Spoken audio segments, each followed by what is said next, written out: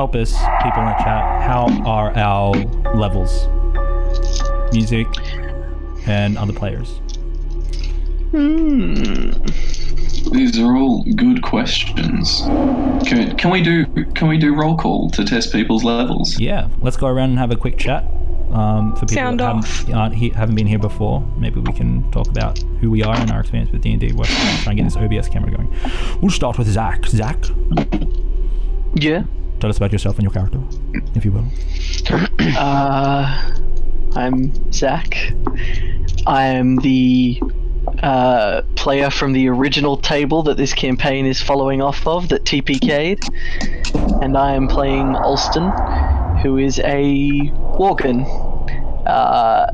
and a rather insane one at that.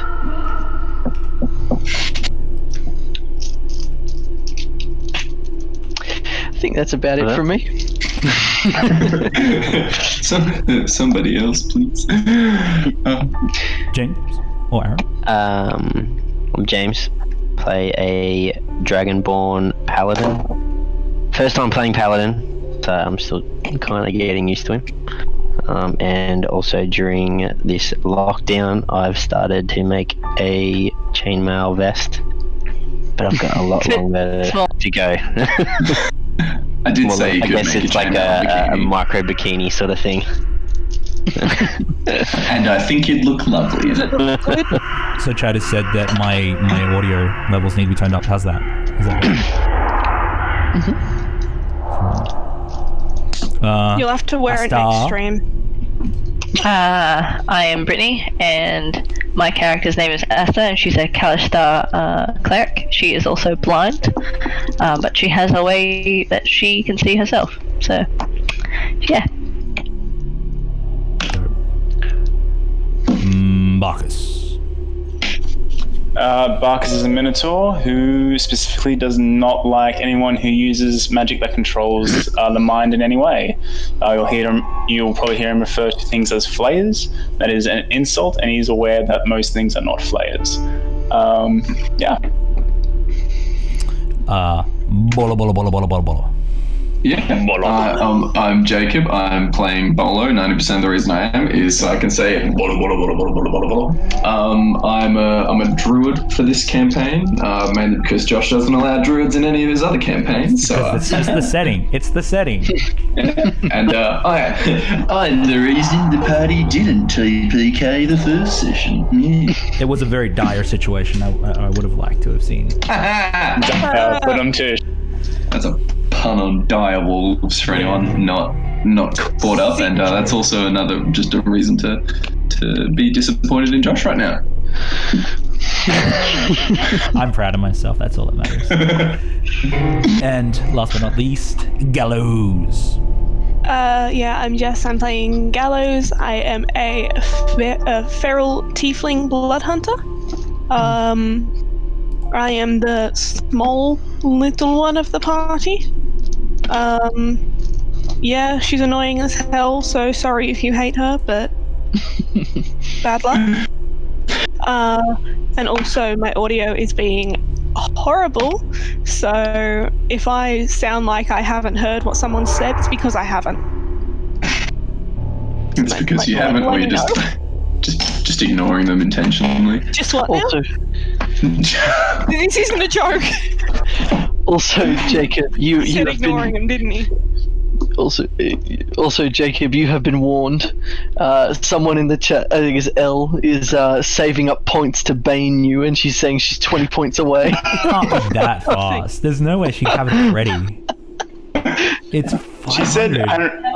She said 180 points till Bolo gets banned, and then later on she says 20. So it depends how much you interact with the chat.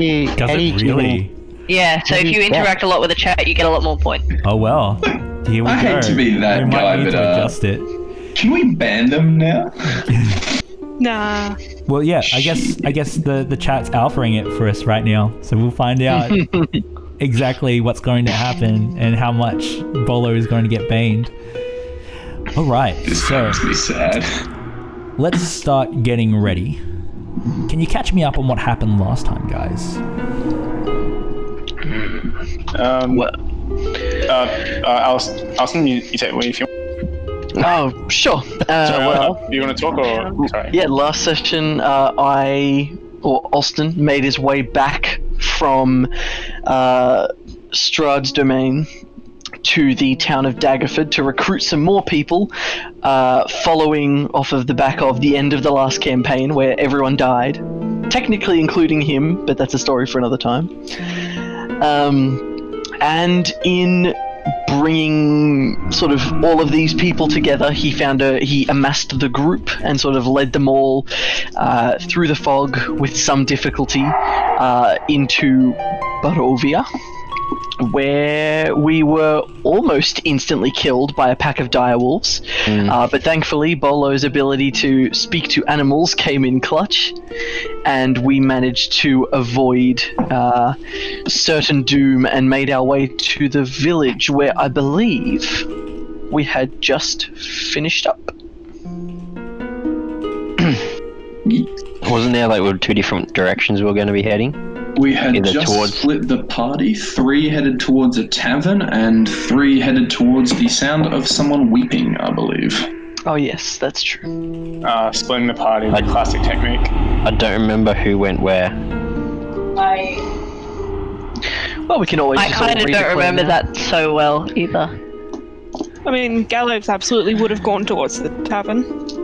Yeah, I think Barkus actually suggested the tavern. So. Actually, to think about my character, I think she would have went towards the person crying. Bolo would have followed Asta. Yeah, I think. Yeah, my guy would have. Arrow definitely would have gone as well. I We get think. ahead of ourselves. Let me set it up so we can start. Are you ready? Just before we actually get into things, I have one question for you, Josh. Yes. How do you feel about players who are also watching the stream using points to bane or bless other people or themselves? Shush. This came up straight away. My wife was like, "Can we just do it to ourselves?" No. Very No, good. you can't. Can we do it to each other? No. If Can we do it to you? Yes, you can do it to me. That's fair. But if you're in game, then I don't think you can activate it on yourself. That's not in good spirit. Okay. Plus, all of this is just, we're going to figure it out as we go. I think it's the best way to try and do what we want to do with this. Alright, here we go. Are you ready? You now stand on the threshold of the village of Barovia. As you cross beyond it, you start to move through dark, looming figures that make up the decaying body of this settlement. A chill shoots down your spines. The many cracked windows, which are covered in a thick grime, have dark silhouettes that look out at you from moth-eaten curtains. The cobblestones are uneven or missing, and you have to pay attention to where you're stepping, lest you fall. A gut-wrenching wailing can be heard from off in the distance. What are we all doing as you guys are making your way through the street? What remarks? What's going through your minds? Before or after we hear the screaming? It's constant. It's not. It's more. It's a wailing. It continues and it backdrops everything. Can I tell whether I'm hallucinating it? Make a self-insight check. Sure thing. I feel like we're gonna Can I have a lot of ask those if anyone else can hear it? Yeah, you can definitely dialogue. No. I rolled a 19. 19. You look around and you see everyone else's reactions. They seem to be responding to it in some way. Okay. Good to know.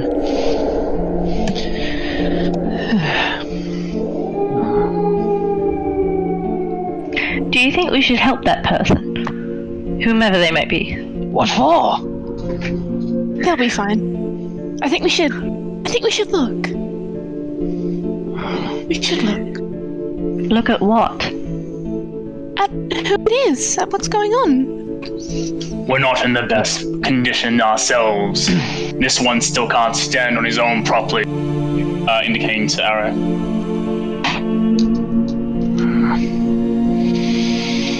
Yes, I second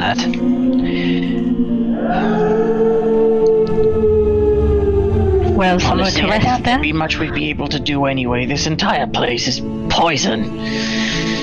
The best thing we can do is kill Strahd quickly, and the best way we can do that is probably not wandering around the city half exhausted. Yeah, you're right. So we should get some rest then. That would be best. I think so. To set the tone, it's coming into evening now.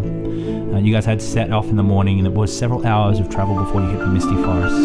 Then you walked for unknown amounts of times through the mist until you came upon the path. There was another several hours before you came to the gates, and then about an hour and a half or 2 hours before you got here. So you have been traveling for the majority of the day, or at least you can tell within the same day. Is anything still playing on the minds of anyone here who may have experienced the mist that might be dwelling or thinking on it? Yeah. I think Asta would probably be a little bit shaken up and very much more anxious now and more like easily stuck. So do you want to describe how she's holding herself, her expression, or does she want to say anything? I don't think she'll say anything. I think she'll more internalize it. Just her walking is maybe a bit slower, as also walking closer to Bolo as well. And I don't know, just keeping to herself, like not wanting to get near anyone. Yeah, totally. Alright. You guys make your way towards the village center, and you can see it because there is what's the word? A spoke. Like streets all diverge off it. As you approach the village center, you see two buildings of interest. Wait a second.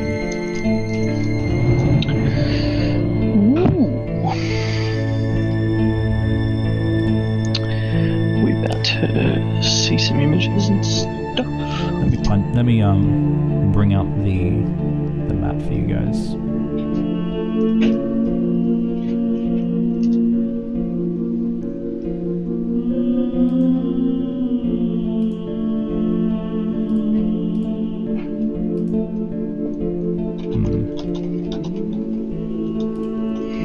The first building that you see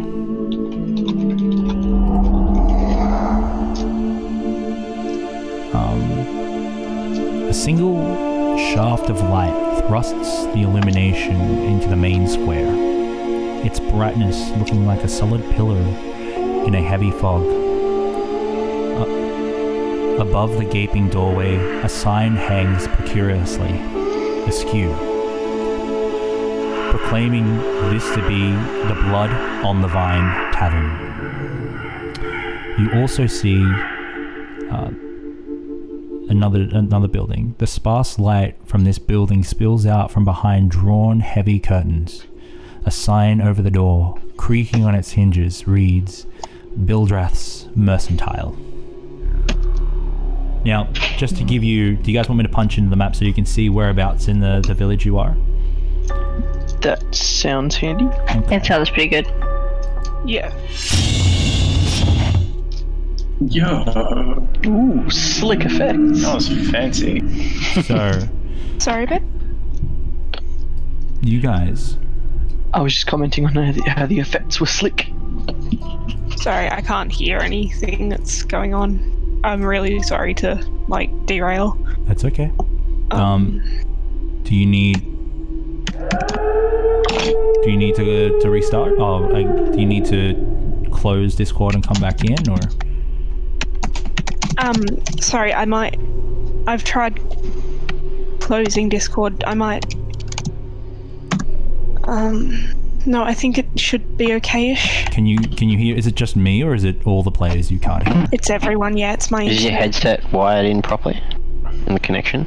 Oh no, it's definitely the internet. It's actually the video is jolty as well. I'm sorry, it should be okay. I just missed that last bit, that was all. Sorry That's okay. to have So, derailed. That's alright. All's good now. All we did was we punched into the map so that you guys should be able to see the map now, the village of Barovia. So you have. Can you see my mouse on the screen at all? Yep. Let me see, because usually, So this here is the first building, the blood on the vine, and then over here is the other building, which is Bildath's Mercantile. The wailing is coming just past Mildath's Mercantile at this building here. You can hear it in this direction, and it's louder than it has been from when you enter the village.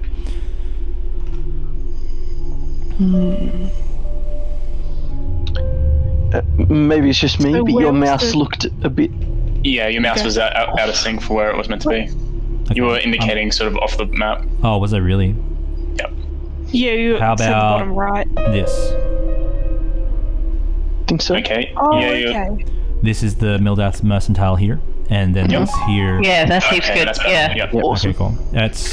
It's all screwy. For the people at home, I can't really. You know what? I'll put one of the tokens over the top of each one. Here we go. So Asta's token is Blood on the Vine. Barkus's token will be the Mercantile building, and Arrow's token will be where the sound is originating. The gut-wrenching wail that sort of rocks you to your core.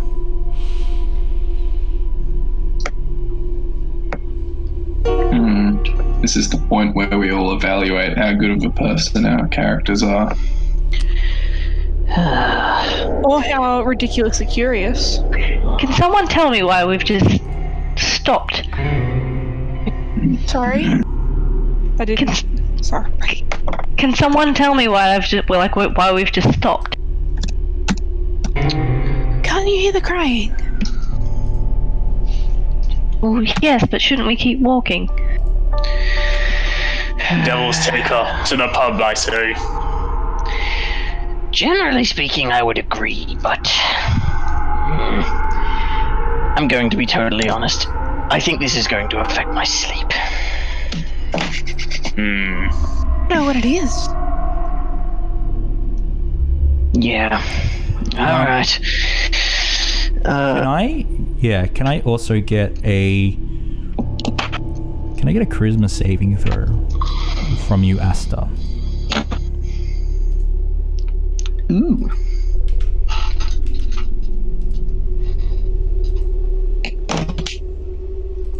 Actually, 16. 16, okay. This wail rocks you even more than the other people. There is something reminiscent about it, something that it pulls at you.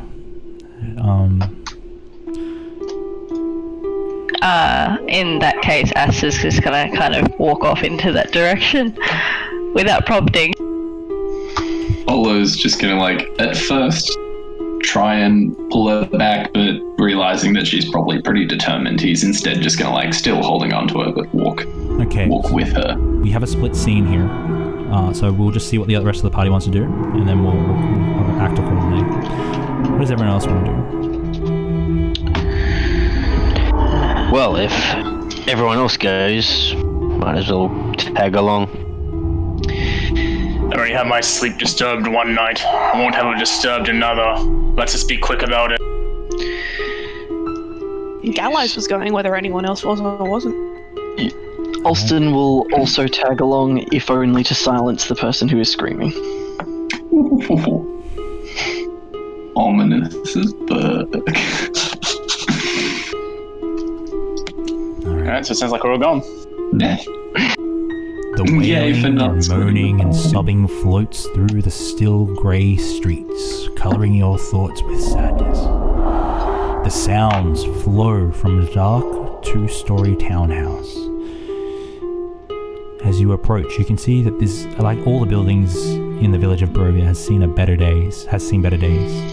There are claw marks, chipped boards, and debris littered everywhere. There is a small stoop that leads up to a door that is closed.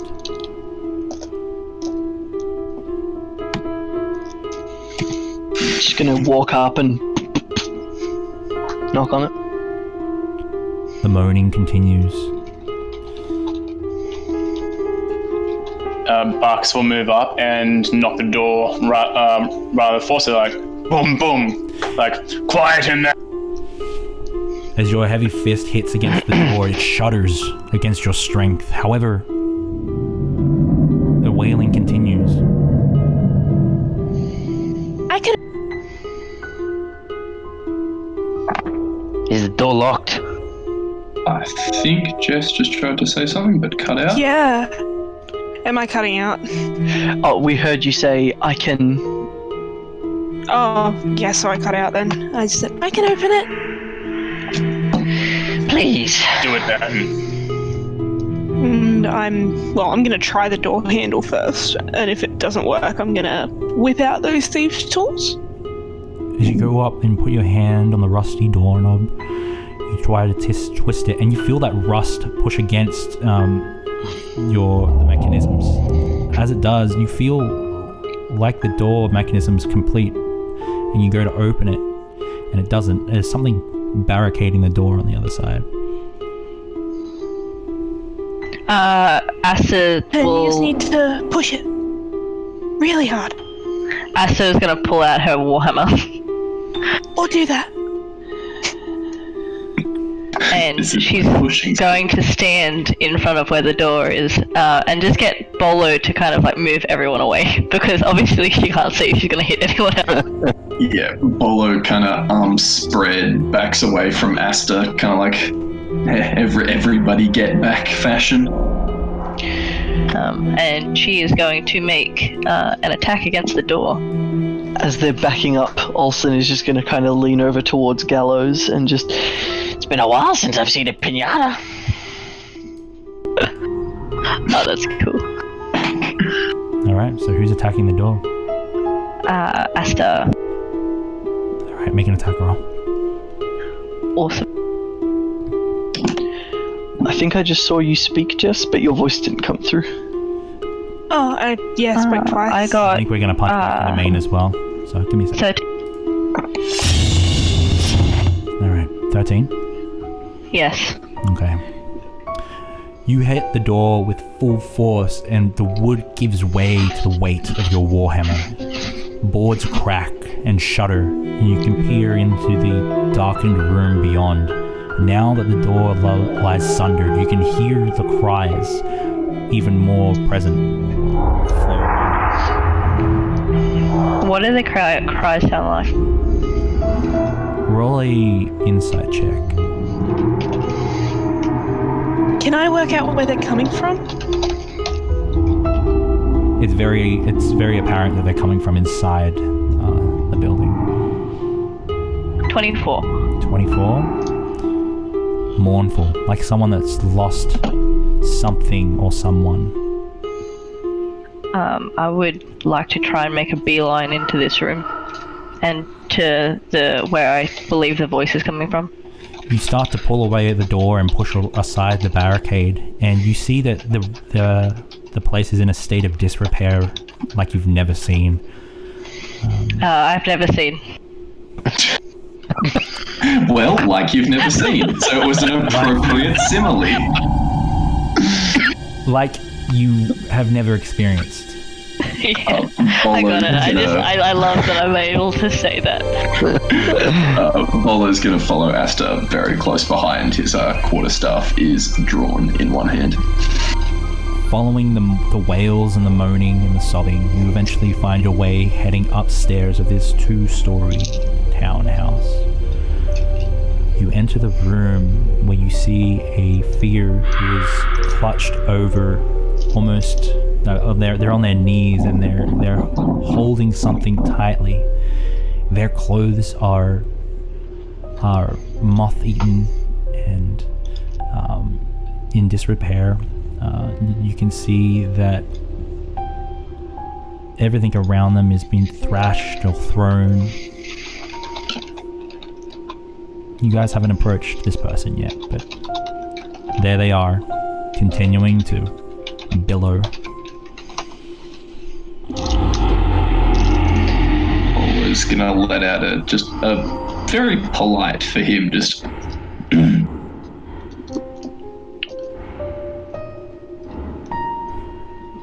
Also, hey Josh, Yeah. you might want to check your Facebook messages. Asta's gonna head into the room towards the closest sobbing that she can hear. Arrow is going to use Sacred Weapon on his sword to get ready in case something happens.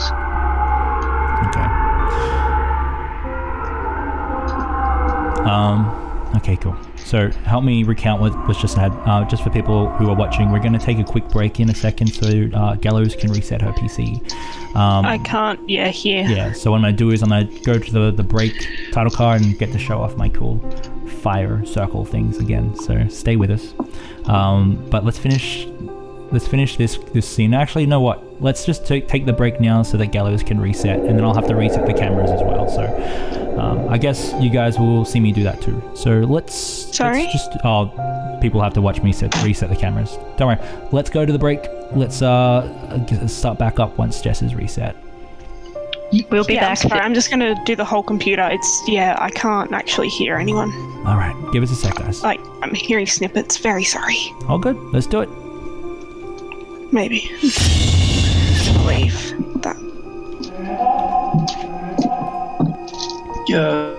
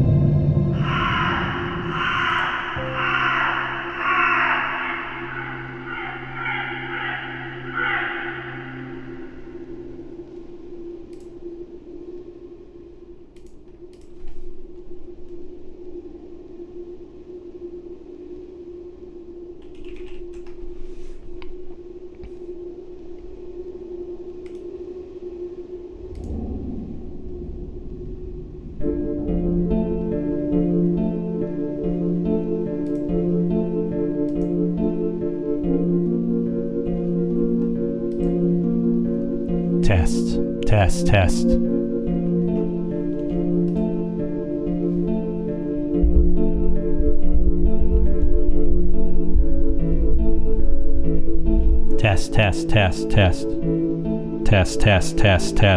Test. Peter Packer Pepper Peppers. Peter Packer Picker Peppers. Peter Packer Peter Peppers.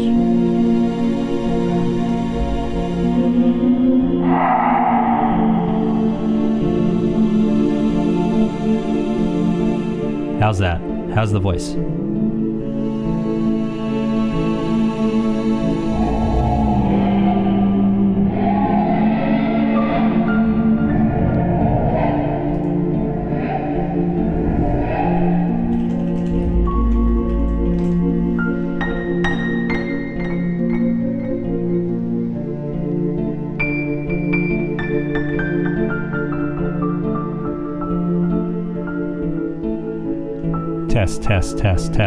Test.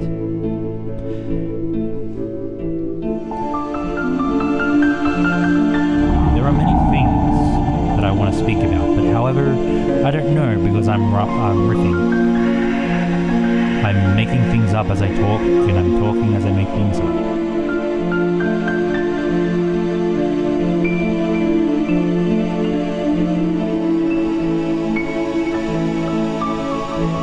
We are testing the things that we are testing.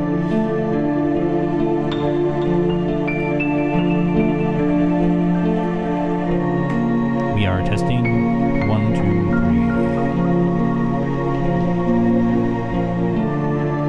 Alright, cool.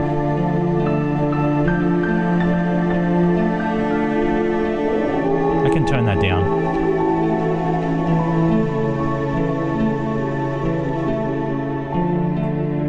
How's that?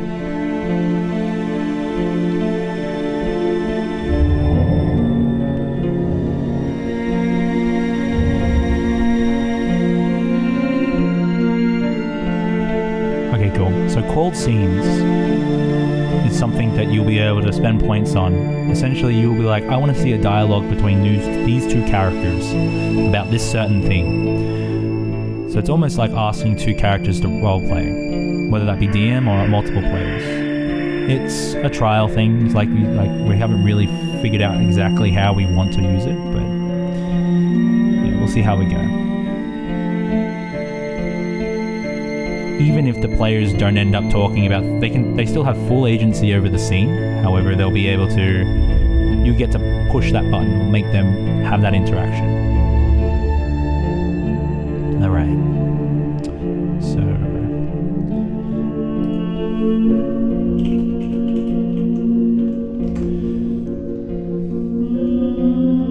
yes, you can ask for NPC with NPC as long as they're in the scene, or as long as I can zoom in there. Or maybe we'll even be able to have it cross-world or something like that. Yeah, you guys can make me roleplay with myself if you really want to.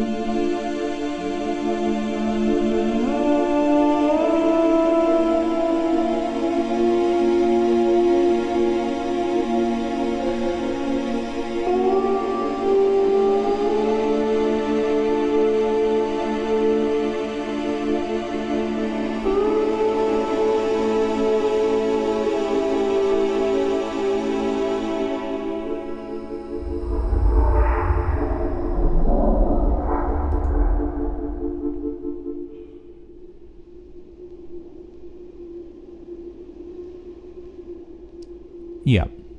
It's like if I was to do a cold scene at the table.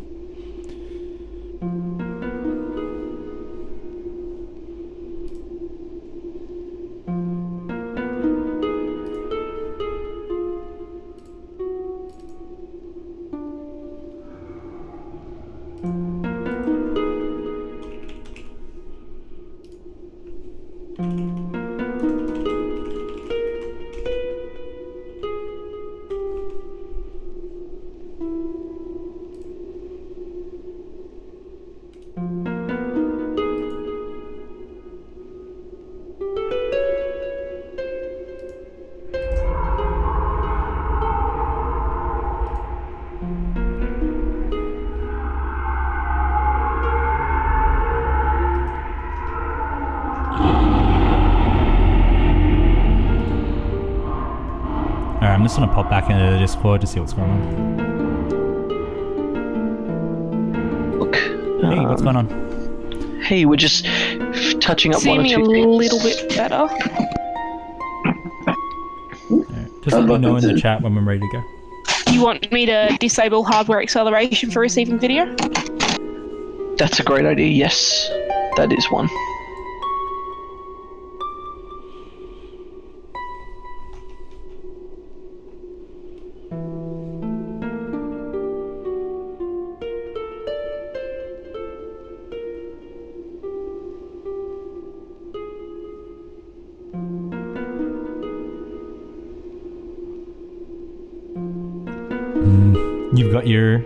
You've got your curse?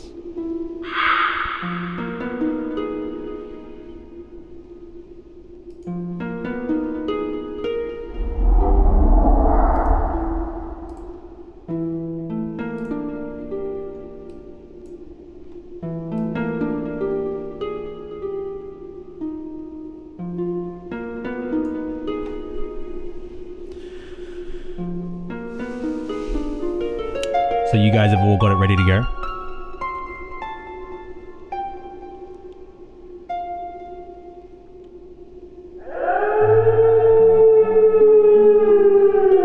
It's nuts.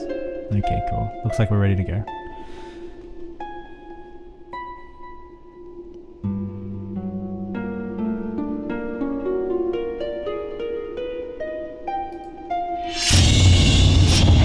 Alright, so we're back. And I have to fix the cameras. Yes. Sorry. And your camera too. Hey, you're alright. Wait, are we back? Are we streaming again? Yeah, we're streaming. We're live. Ask the chat. Alright, so this is a pop quiz to everyone viewing / everyone playing. What is the single best spell in D&D 5th edition? This is not subjective, this is entirely objective. There is one right answer and a lot of wrong answers. I'd like to hear what everyone thinks. Jacob has some strange opinions. No. I just spit straight facts. This is what we done. Lehman's Tiny Hut. Ooh, that is a good one, but unfortunately, no. Are you able to I like share your Richard screen again on Zoom, Josh? Yep. I will try my best. Hold on. I don't All know good. where Yeah, it's really sorry about that. It's okay. So good. Would it be Yeah, also, Jacob. dimensional doorway or dimensional door? No. Also, Jess had one. Oh yeah, I like vicious mockery. Vicious Just Mockery used is your closest with Vicious Mockery. I just used it. Is it Guess just what? easy It's spell in the whispers? game. No, it is a cantrip. Oh, it's the rock one. It is. Catapult. It's magic stone, and I won't hear anything to the contrary. I just Literally, like as you that. said that, Elle put Magic Stone, and because there's a delay on the stream, that means she just got it right. Excellent, yes. Oh, Magic you Stone win. is the greatest spell in the entirety of Dungeons & Dragons 5th edition, and I'm going to put it out here, in all of Dungeons & Dragons, including all future editions to come, because nothing can ever top the majesty that is Magic Stone. I'm gonna Well done- pay well them done, to come Ellie. out with a spell called Kill Jacob. Shit. Alright, Well done, Ellie. You win a prize. let's hop What's the back in. prize? That's a surprise. You guys are standing in a decrepit room. A huddled form continues to wail and moan and sob. Their shoulders shake and quake with every outburst.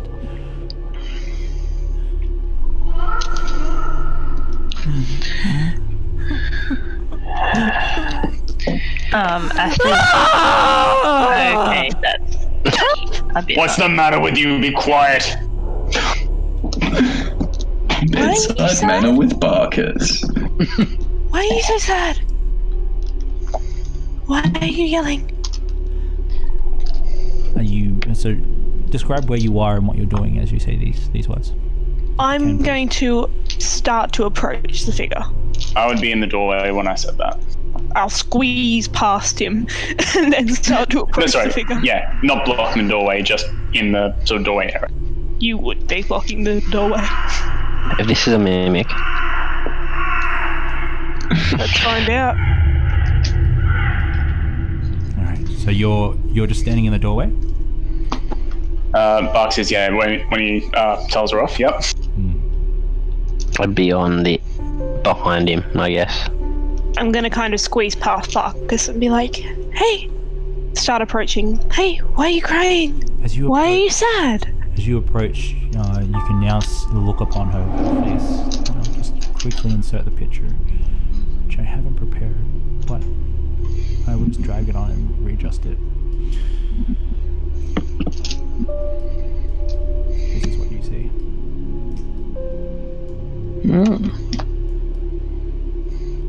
Very cool. Does she look particularly... Strange question, but does she look like she is alive? Her skin is dull, her eyes are bloodshot. You can see that there are trail marks from where tears have fallen and dried. She's breathing. As far as you can tell, she does.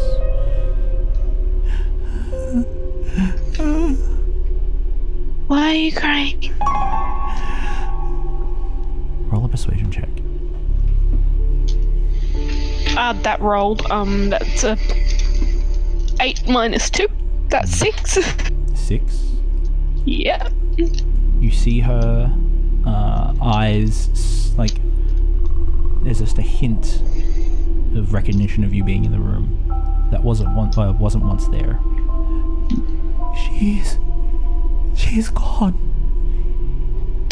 Who? Gertruda, my sweet. She's gone.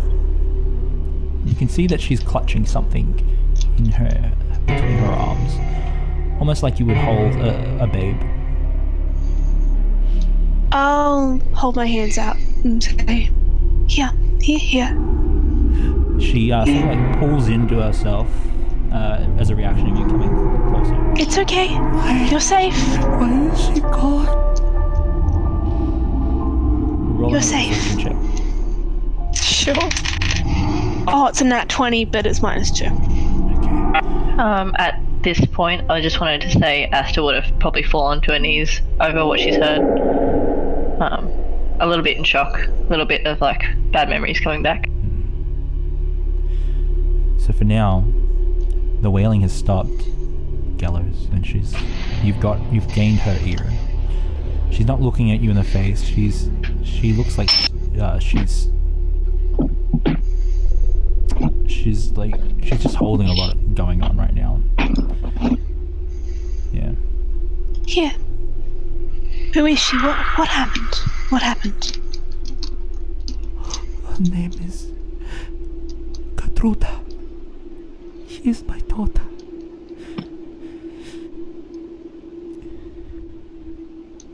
Why would she leave? Why would she do something so stupid? I warned her time and time again of the dangers of leaving. And you see her like hold whatever she's clutching tighter. And now she is most probably dead.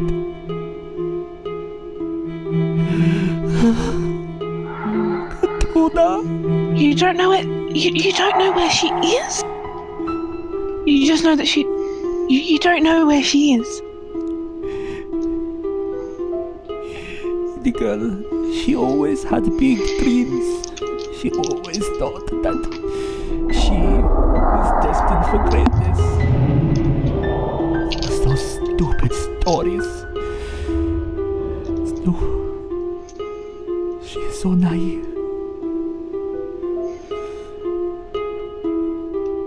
I do not know where she is. I do not. Where did she go?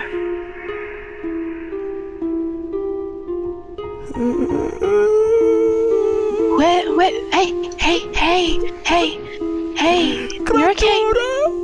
You're okay. Where did she tell you she went? Roll another persuasion. At this point, from outside the room, That's 3. there is like an audible and just footsteps going back downstairs. I think a good reason for this to have been a 3 is Gallows would turn around and yell, "Shut up, Alston!" Is she wailing loudly now, or is she sort of more just a quiet sob? Quiet and sobbing now that she's engaged with Gallows. Okay, I think Barkus would at this point be like, "Oh, it's sort of solved the issue well enough," so he would probably follow out. Yeah, Mima drew this. Should we punch in for just me and Gallows, or does anyone else want to interact with the scene? Because I can also punch anyone else in too. Aster is already in the scene a lot of distress, yeah. Right. So Bolo would be as well. Let's just stay in the overhead. Okay, so Aster, what's going on with you in your mind and what's happening as you hear this woman who has lost something so dear to her? Mostly she's trying not to intrude. She can see that Gallows is doing like a really, really good job with calming her down and talking to her. But she is very determined to find out how she can. She is still on her knees, and there has been a tear that's run down her cheek.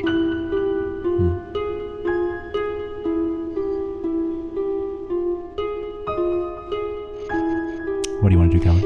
And does anyone else want to interact with this? Just jump in. I'm actually going to sit down, like fully sit down on the floor next to her, and just kind of, what's your name? Your name. My name. It does not matter. I have failed. I have Matters. failed.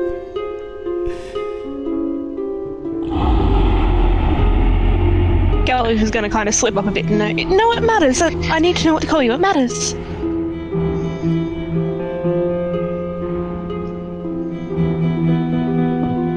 Roll another persuasion. Downstairs. Oh, What was it, sorry? 9. Nine. 9. You are one of his spies, aren't you? Aren't you? Who? You work for him. Who? You see her, she tries to spit at you, but there's no, she's heavily dehydrated. So I it's pull just out my foam. flask of water. So there's just like bubbles that come out. She tries to spit at you. Get out! Get out! You took my Gertruda! Get out! Taken anyone, and I just haven't really moved. I'm kind of offering her the flask of water. I don't realise that I might be in a bit of danger. So you're still offering the water? Yeah, I'm just holding it out to her. Like, here, have a drink. Watch. Takes a sip. As you offer it to her, I'm gonna have one more persuasion check. I have a -2 to this. Oh, it's a 16 though, so 18 -2. Her eyes flick to the water that the flask that you're offering, and if this is a trick, it does not even matter. She takes the flask and drinks it. She coughs and splutters, and you can see that she hasn't drunk anything for a while now. Now that she's reached out her hand, you can see what she's actually clutching is a malformed doll. It has a strange leer on it. It wears a sackcloth dress.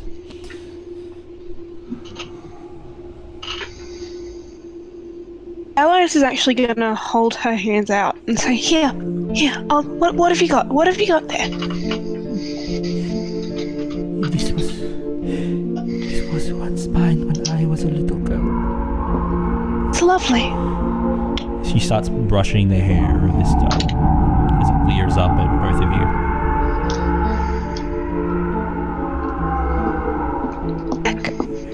Just for a moment.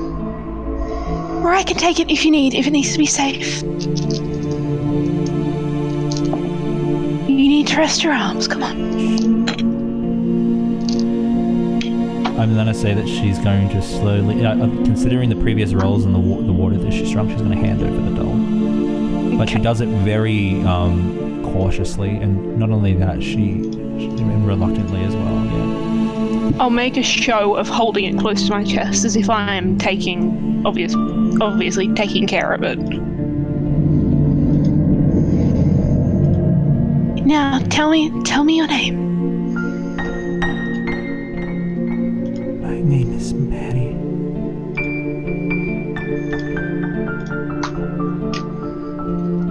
Well, I was a mother. I fear no longer. still a mother. No, Yes. my Gertruda is either dead or one of his spawn. You were so kind. May I ask you one favor? Of course. That was either a follower. I think it's a follow. Yep, it's a follow. Thanks for following chapter 1. Of course. If I may ask you one as well. Please. You first. was it, sorry? You first. You first. Come on. In this moment of clarity, I find myself able to see that there is no more hope for this old lady. Please, get me out of my misery. I think that will be happening until we find your daughter. Come with us. We found somewhere warm to stay. Food, drink, beds.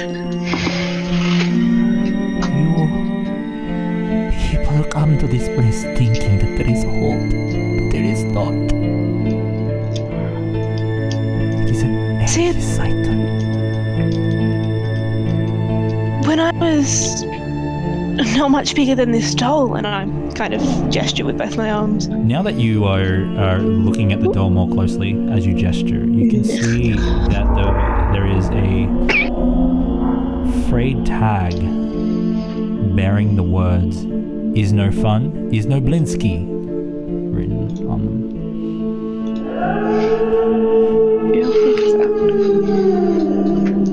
I do want to say to her, when I was, not much bigger than your doll, just kind of subtly, I watched my mum and dad get torn apart by, one of who I think you're calling his minions, I guess? One of their kind. I'm here to kill him. So there's hope. So if you just come back, please. Just come back. Just give us a chance to find your daughter. If you want to see how much hope there truly is, then you will wait for the bell to strike midnight tonight. You will see your destiny.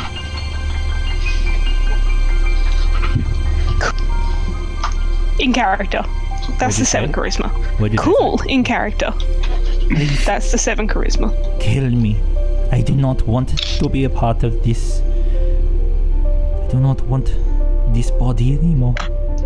Is that truly what you want? You want a swift end? She looks over with a look of despair, but then it slowly gradiates into one of peace as she nods. Yes, I do not want to live without my Gertruda. Wait. Before we... I kind of turn to Asta. Before we kill her, what does this mean? And I show show the tag to Asta as well. Oh, You just What hear is it? from Bolo. Is no fun. No Blinsky.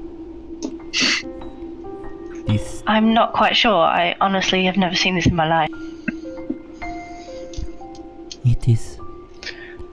it is the slogan, the motto of Katov Blinsky, the toy maker of Valaki.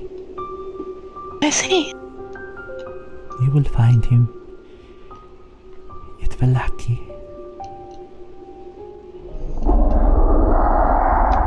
If you survive.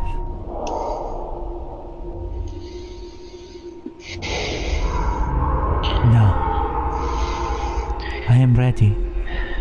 Which one of you will take my life? Are you not still talking up there? We're There's the waiting. man for the job.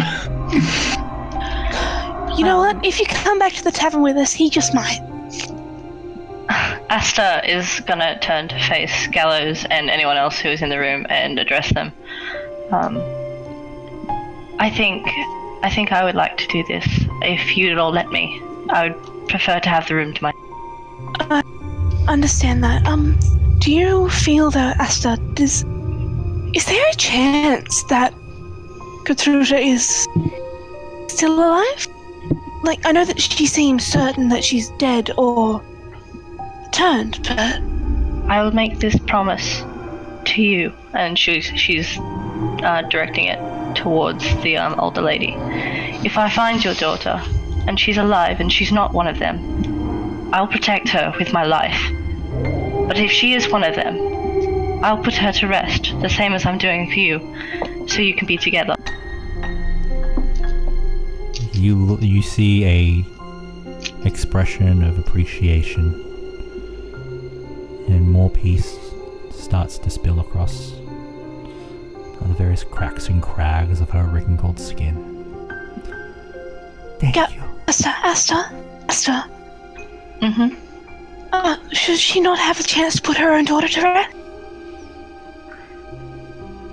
I am just granting her what she wants. If she wants that, then so be it.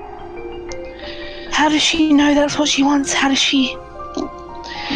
At this She's point, grieving. Alston will come clomping back up the stairs and just kind of stands outside the door, giving everyone a look, kind of like, well, come on. Throw something. Like, what are you all doing? What do I have here that I can throw at you? Gallows lobs her backpack at Alston. He'll just like... As in a, go away.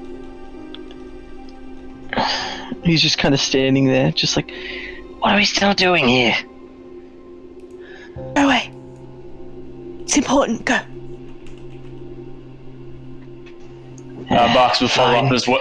Barks will follow up as well and be like, and pretty much mimic the thing like, why is this taking so long? Have you found out what she wants yet or not? Alston is going to go back downstairs, tapping Barkus, and just, ladies want to be left alone. But he's going to take Gallows' backpack and just kind of start picking through it. Shall we head to the pub? Arrow will follow the Men. Alston and Barkus at this point. Come on. To the pub? Deal. Agreed. I suppose we head to the pub. Alright. To the Let's finish this scene, and then we'll zoom in there. Unless you guys need time to gather your thoughts on this scene, the people are saying that part of this scene. I think I'm good. You ready to go? It shouldn't. We Yeah. can quickly play this out, and then we'll go to the guys. We'll go to the people going to the pub. Asta? I think you're more experienced with this, I guess, than I am, and I don't do well with grief and anything. I've not really been exposed to much of it, even when my parents passed. I just wanted to avenge, and I'm still avenging, so I'm not very good with it. What do you think's right? In my travels, I've always done my best to help anyone who needed help, no matter what it was. If they were elderly in a town and they asked me, I would put them out of their misery. For I believe that if they truly want, they will receive. I'm going to turn to Mary and just... You know there is a chance that she is still alive, yes? I hid her away from the world because of how beautiful she was. Strahd, he has eyes everywhere. And a beauty like her would not last long out there. She is no doubt one of his consorts now. Or food for his wolves. So please, I do not want to feel this sadness anymore. And she's gonna take your hand while you're holding the doll.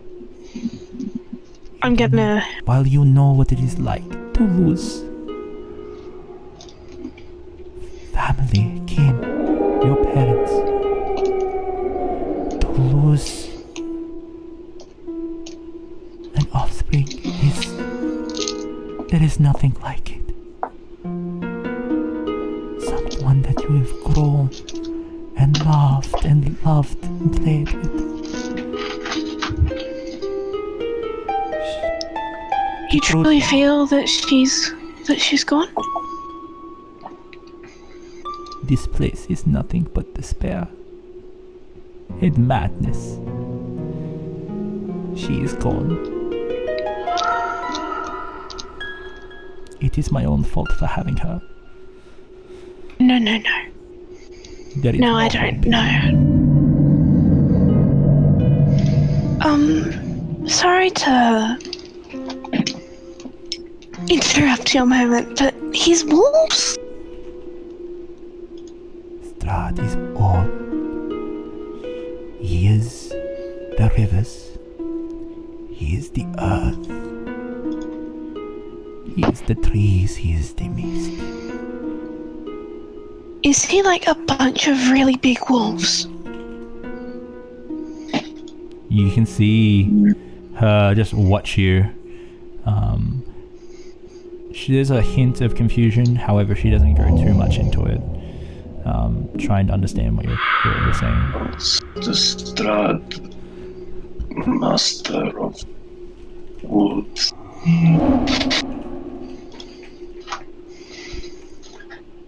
Strahd is everything.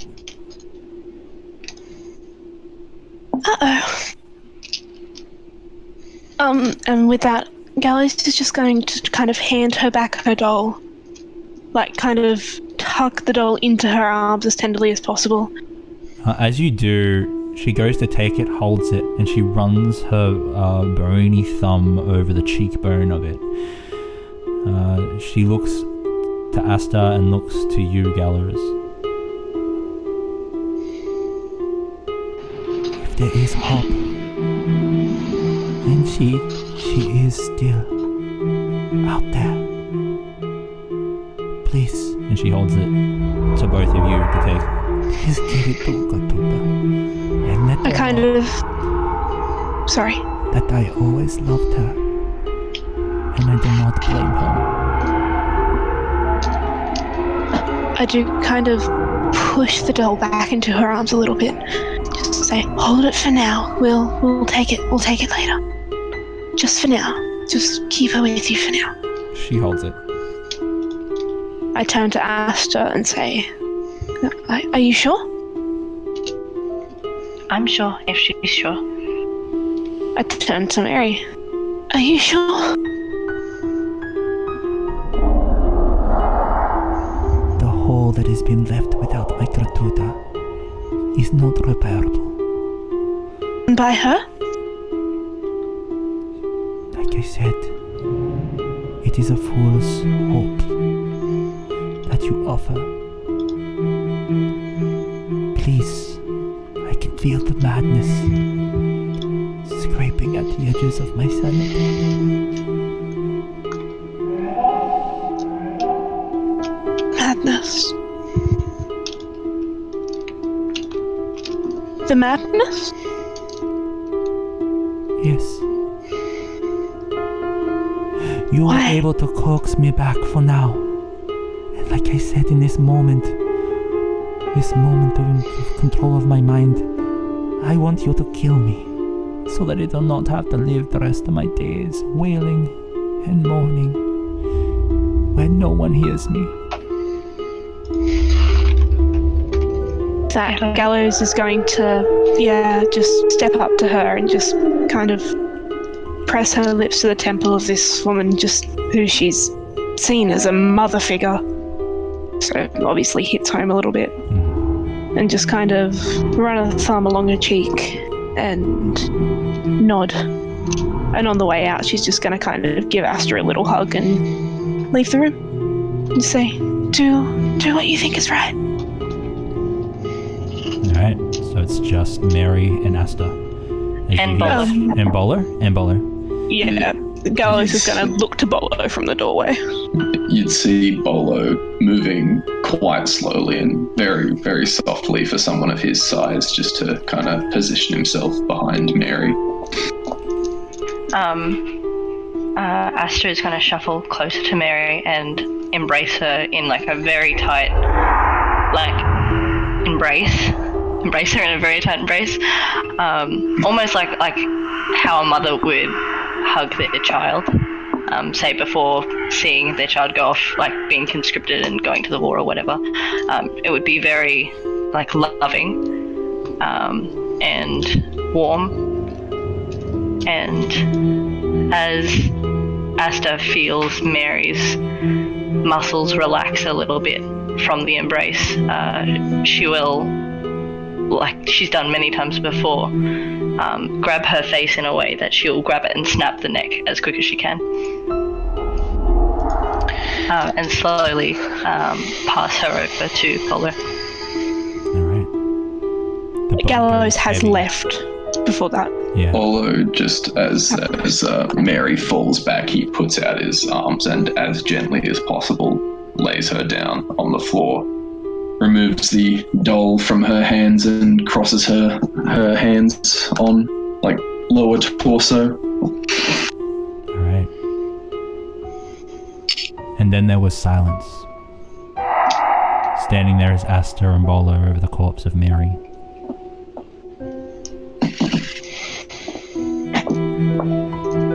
What do you guys... I think Bolo would just look over to Asta, and Asta, I would say look, but she can't see, but she knows where Bolo is, and they have like a moment together before I imagine that they'd get up and leave. Yeah. Bolo would kind of very gently guide Asta out after they've both kind of gathered themselves. Then lead her down the stairs to meet Gallows. From like just outside the door, would Gallows have actually heard the neck? I don't think so, because of how embraced she was. Like, she held her very tight and had her body around her body. Okay. Well, like, as you come down the stairs, you see this tiefling that is obviously usually very okay with death and killing things and, you know, just anything of this type. She looks sad. Like, she hasn't been crying. If she'd heard the neck, she would have. But no, she looks really, really sad. Just, sad for the woman. She holds her hands out to Bolo for the doll. Bolo, kind of sheepishly, not sheepishly, but cautiously hands it over. He doesn't like the doll. Neither does Gallows, but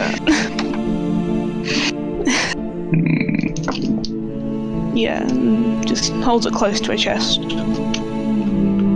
think we need a drink. Or 10.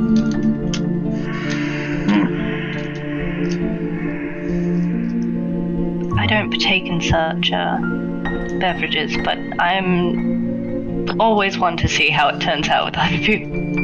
You too, then. She kind of gives Asta a little bit of a hug and just says, "Thank you for doing that. I could never. No, I could never have done that. Serve those around me. If you ever need help, I'm only here." I don't have a problem with killing things and breaking necks and dismembering and slitting throats and chopping heads off and she kind of realizes that maybe shouldn't be going off on a tangent. But not mothers, not like that. Perhaps I'll tell you of my child one day.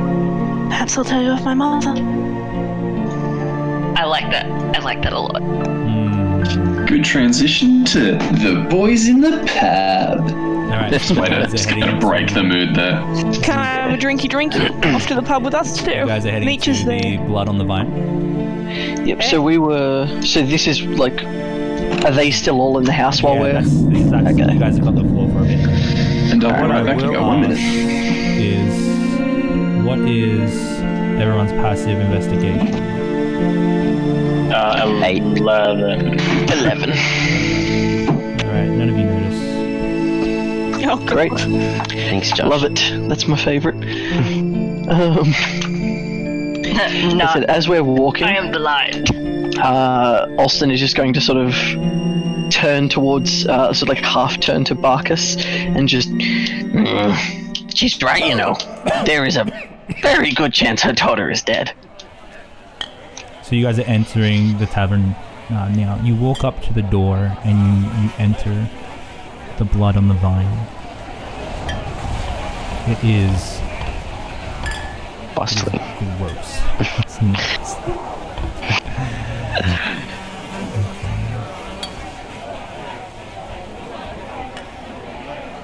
So it's a very shoddy looking establishment. The blazing fire of the hearth gives off scant warmth. You can see there are a few huddled souls within this place. There are 3... That guy does not sound Jeez. Okay, Jesus. Someone heal him. Yeah. Who needs social distancing, people, remember. You can see that there are 3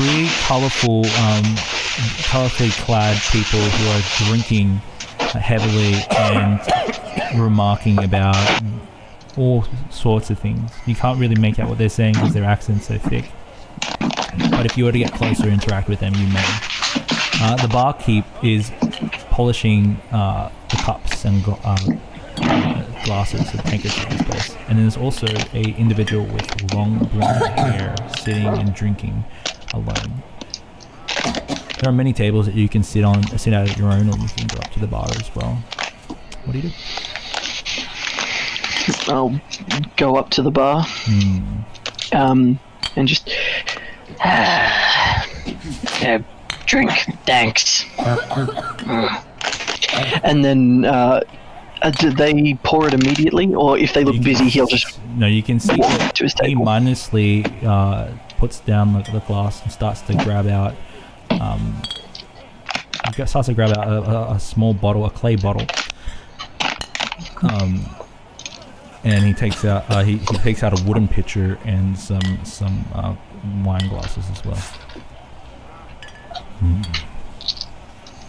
1 copper, 4 glass, 1 silver piece for a pitcher. I suppose you're doing food, no? Right. No food. Alston is just is going to just sort of pick up Gallows' pack, which he is still holding, sort of rifles through the pockets, pulls out 1 silver, and just slides it across the counter. My coin purse is on my person. It is not in the pack. Bad luck, Galston. Do we have a ledger for this? Okay. Well, no, in that case, I don't have any money. So, well, in that case, Alston will just turn around and just... Barkus, looks like it's your turn to shout me. Barks will just sort of slam 3 copper onto the bar and slide over and be like, 3. Do you have any ale? No ale, only wine. It'll do. And slide his coppers across, and yeah. He pours you 3 cups of wine, and then goes back to polishing the glasses that he was polishing. And what's interesting is, as you watch him do it, he's already polished the one he's picked up. He puts that down and polishes another one that he's already polished. If I look at him, can I see like any kind of undoubtedly familiar looking mark anywhere on him? Can I also cast Purify Food and Drink? Okay. It's a good idea. Done. I'm wondering if I can see one of the marks on him.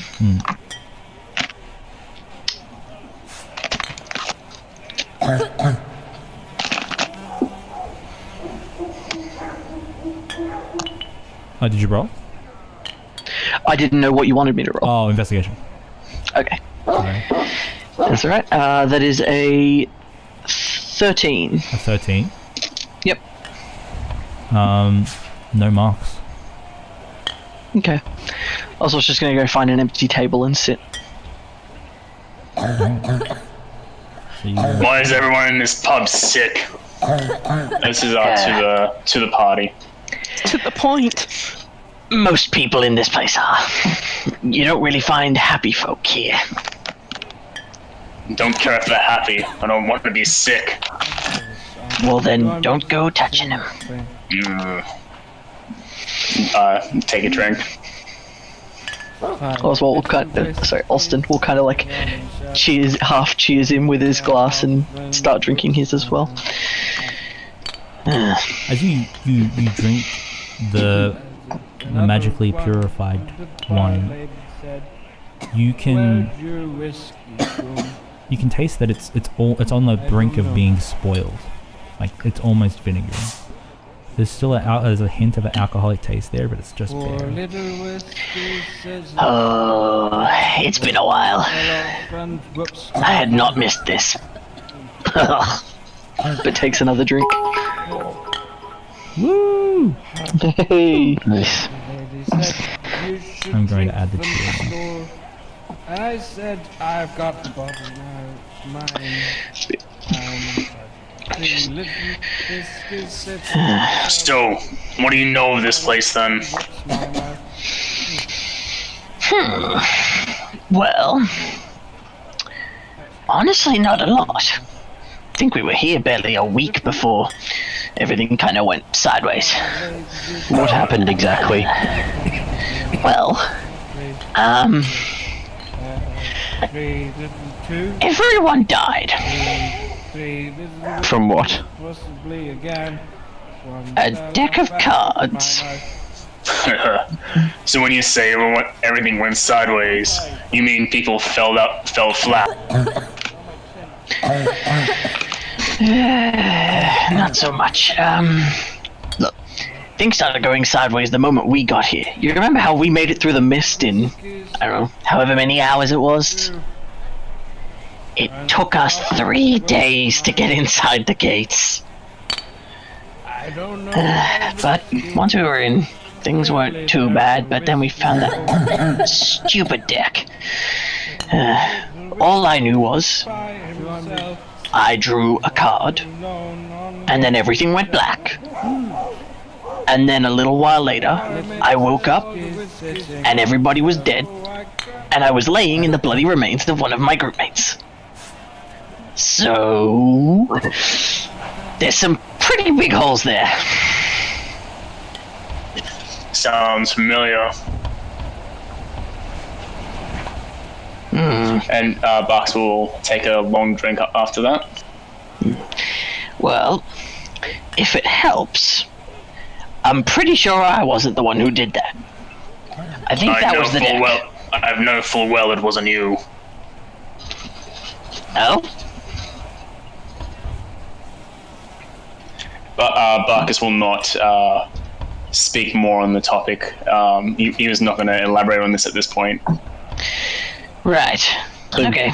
Well, Where's this deck now? good question. Actually, quick question for the DM. Would I know what direction it is to get to that house? Yep. I do actually know. Or, I know where it was. Does this deck do anything else? I have no idea. Like I said, I drew a card and blacked out. Oh, and also I woke up like this, and just kind of holds up his hands, and he's like, didn't used to have these. Oh, bedhead. Yeah. Full body bedhead. Yeah. I used to be like... smaller than our blind friend, honestly.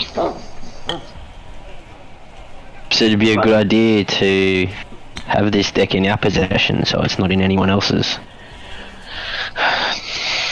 I mean... I can't attest either way, but maybe. Sounds like you like to play with fire.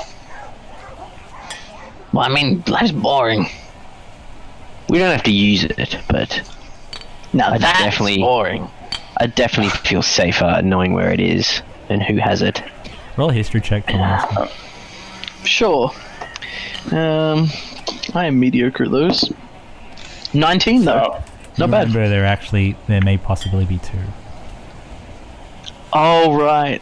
Yeah. And just Olsen just doesn't say that out loud when he remembers it, but just kind of like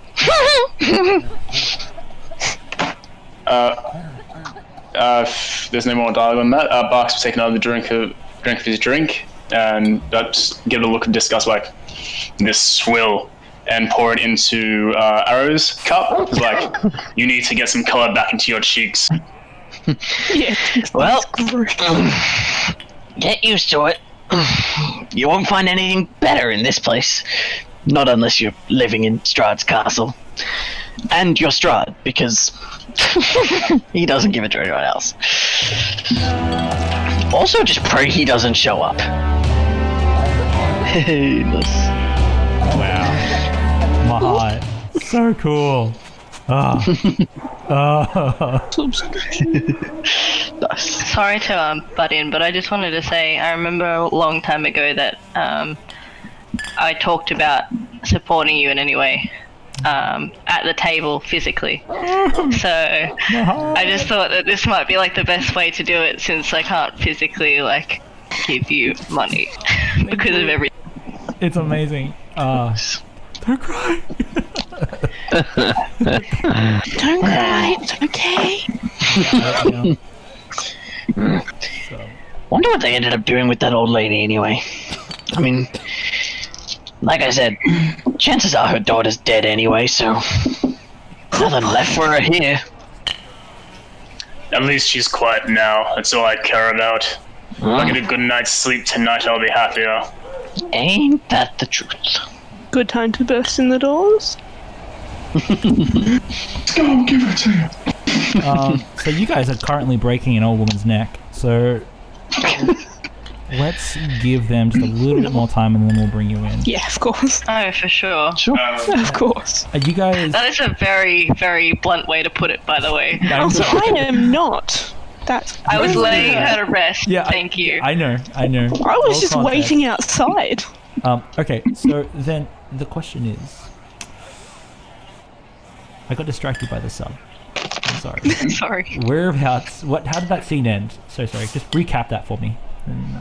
I believe the scene ended with the neck being snapped. Bolo let the body down gently. The tavern. It was the So awesome. Barkus poured his drink into mine and You need color said, back in your Yeah. And I don't know then- if we finished talking about the... After that, then I think Alston just said, "I wonder what happened to the old lady." The old Barker said, it doesn't matter as long as it's quiet now. So if I get a good night's sleep, I'll be happy." Alston agreed, and that's about where we were. Stumbling up, walking from the bar, is the blonde man that I was speaking about. He's carrying two tankards, not tankards, pitchers of the stuff that you've bought from the barkeep. And as he's walking, it's sloshing over the sides, and he's having trouble keeping his balance. But he sits down and then puts them in front of you guys. You won't get a good night's sleep around here, friend. Boy, you're big. Hello. Please help yourself to drinks. Alston, who's already halfway through pouring himself a glass, is just, "Oh, that was a given, but who are you?" Oh, yeah. They call me Ismark around here. I'll get it over and done with. They call me Ismark the Lesser, but it does not matter. Do not call me that. I'm not fond of that name. Okay then, not Ismark. What do you want? No, it is Mark. I am Mark. Ismark. Oh, right. Your name is Mark, or your name is Ismark? It is Mark. But I do not like being called Ismark the Lesser. Do not call me Ismark the Lesser. Please. Wait, Sure. can I ask you a question? If you make it quick. Please do not take offense to this. You are talking dog, and you are talking cow, bull, or any sort. And you are. I will laugh at that. You are lizard. Yeah. How tall is he? Let me bring up his picture. So sorry. I got into the roleplay too fast. Alston doesn't react so much to him calling him a talking dog, but at calling Barkus a talking cow, Alston is pretty visibly laughing. Barks will reply, "Are you a talking idiot?" When I've been drinking this much, I am.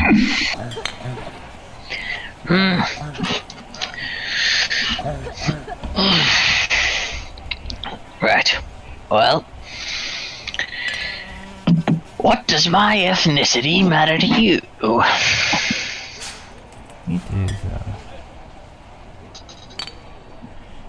It is no worry to me. I'm just interested in it. We are drinking, we are talking.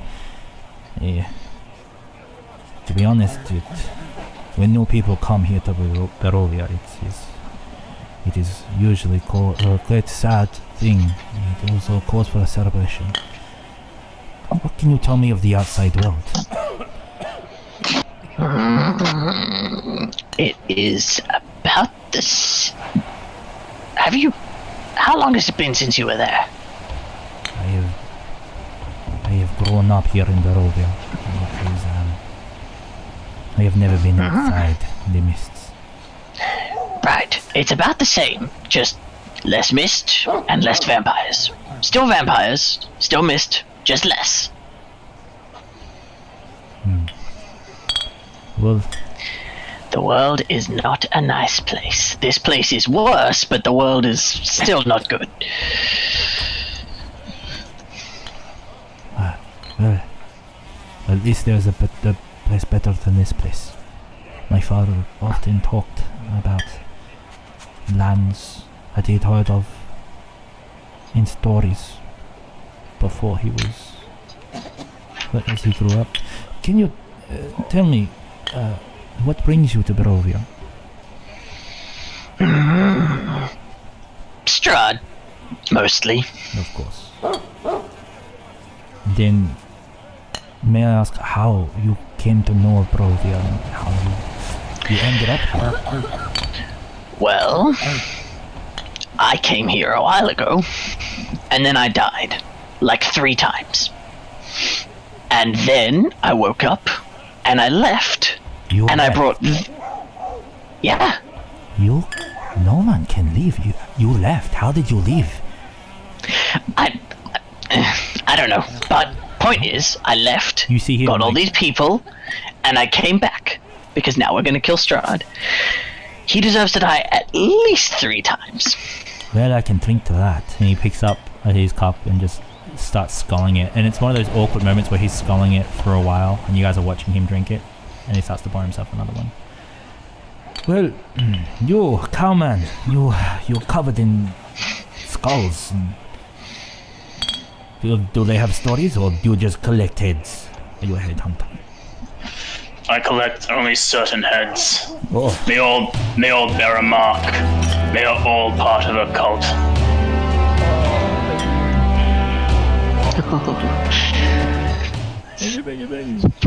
That is not Henry Cavill's cousin. Doubt. Please do not take my head. Barkus will look at him like, "You do not bear the mark. I care not for your skull." Then good. But you see the mark on these heads.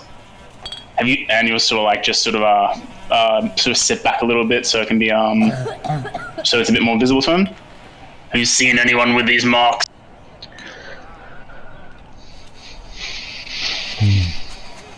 He looks at it, and you see him squinting. He goes to put hands on the thing you're showing him. Is it a skull? Yes. Yeah. Picture of it to show the string. If he's putting his hand down towards where I'm sort of indicating, that would be near my crotch. Like, you watch your hands.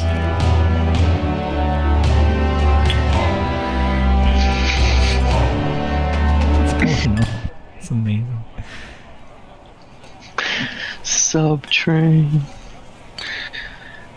Oh my god, it's a cash That tree. deserves a poke. So you let him look at the skull? I will let him look at the skull, but I will not. I don't want him like putting his hands down sort of towards my crutch and Okay. So I sort of let that sort of indicate, but like they're obviously around my belt line. So I don't want to touch obviously, you there. I just wanted to see the skull. This is all I want to see. do you see with your eyes, or do you see with your hands? I need to get a closer look at the bone. I can't see it if... Arcus will stand up, so he doesn't. So like to the point, like, don't touch me. I'll stand up, and I'll be more at your eye height. Okay. He's squinting. No, I have not seen it like before. Perhaps this is a good segue into why I am here, looking at your crutch and bone and drinking wine with you. It's at this point you guys will bust into the door and see Barkus with his showing off his skull collection Bone. to Ismail. It's the first thing you see as you guys all walk in. You all took your time. Bullman is showing crutch to stranger. is all he says to Asta. That is all of his insights He's on gonna the situation. look over to Bolo. It's not what it looks like. It is just showing me his bones. To respond to his comment of he hasn't seen anything of the like, is like, then you're no good to me. Just sit down again. Wait, don't. You're not leaving. It's fine. I have a quest or a what they call it, adventure, or I need your help. And perhaps you can find what you're looking for with this bone marking at this place. Yeah. We'll let you guys enter the scene as well. So, Bolo, Gellers, and Asta, what do you... Yeah, Bolo has just informed Asta that Barkus is showing his crutch to a stranger. Pretty much all he's glinted from the situation. So just kind of stand in the doorway awkwardly. I think, yeah, I feel like Asta would probably, like, after hearing that, like, stop walking and, like, almost have, like, Bolo, like, walk into it. Yeah, Gallows is just gonna cover it and hold the doll a bit closer to her chest. I'm almost glad I can't see. You all took your time. What took you so long? I got a doll. Yeah. Congratulations, Can I I have think. Can I have my I backpack? don't want it. And sure. And he throws it Can I have my back. stuff back? Nothing has been taken from it, but it's all kind of in disarray as it looks like he's rifled through and he's just... I was hoping you would keep your money in there, but now well. Keep it on my person. I've met you once. And I've not stolen from you before. And you still have I'm not much one for thievery. Why are you looking for my money? To buy a drink. So you would have stolen it? Yeah, I said I'm not much one for would've thievery, shouted. not that I'd never steal. Oh. Do you want a drink? I'll buy you a drink. Thank you. Finally. It's not worth the coin. We'll see about that, and Gallows is gonna slam. Yeah, It's hot piss, but it's something. Bolo, do you want a drink? No. Are you still- And a water for Asta, and she's gonna slam down 3 copper. Oh, you're going up to the bar to order the drink? Yeah. We don't have water here. We have wine. What do you have that isn't alcoholic? Vinegar. I don't think Asta would like that. I'm just going to wander off with the drinks. Slam one down in front of Alston and choke on it. Choke on mine. Ismark, was it? Yes, that is my name. I'm Ismark. Not the lesser. That's fine. What is your station around this town? Me? Well, I am the burgomaster's son. Though he is dead now, so I guess that would make me the burgomaster. Yeah. But really, who wants to be in charge of a shithole like this You meant place? Burgess? Pardon? You meant Burgess? What is a burger? You said you're the master. I am the burgomaster. It is like person. Like 2 slices of bread with meat? No meat. Do you have meat? Huh?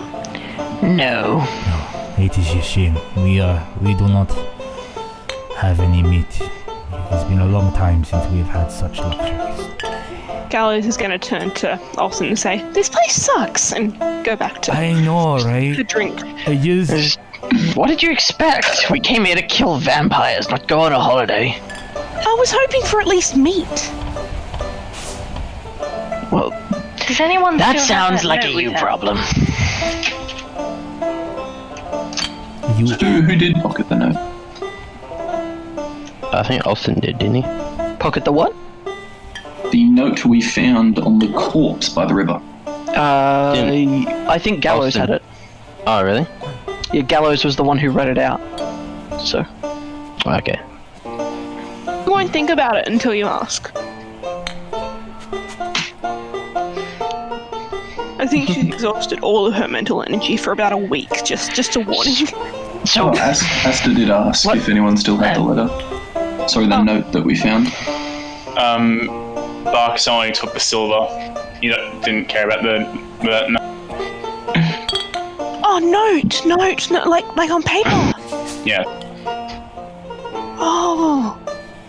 And she hands it to Asta. Ismark Cannot pours read himself another drink. Starts just. Asta, Gallows. yeah. what did you actually... What took you so long? Like, you said you got a doll, but it doesn't take that long. Did this time. We had to kill a man for it. Well, the woman. And she gave it to us. And You she wanted killed to die. her? She asked, and I didn't do anything. He looks... So you killed an old woman and looted a cop. No. Bolo just nods. No, she told me to take it to her daughter. She told me it's okay, and I didn't even kill her. Alston just looks really offended, and he's just... Gallows You looks like killed a woman. You killed a woman, and you left me out? It took you that long to kill a woman. It was Asta. She was old and frail. It was Asta. Okay, 1 minute. Ask Asta. he's gonna just sort of like down the last bit of his drink, and then just... and just... You... Never mind. He looks like he was about to talk to Gallows, but then just... Barkus, give me a hand with this. And he's going to walk out of the bar and back towards the house. Barks will follow. He's not drinking the Wait, rubbish I wine. haven't told you about the thing I need to tell you about. Yes, we will be back. Calm down. Play it to us. Yeah, We will let them points to know. Arrow and just like kind of like does the continue motion, but towards Arrow.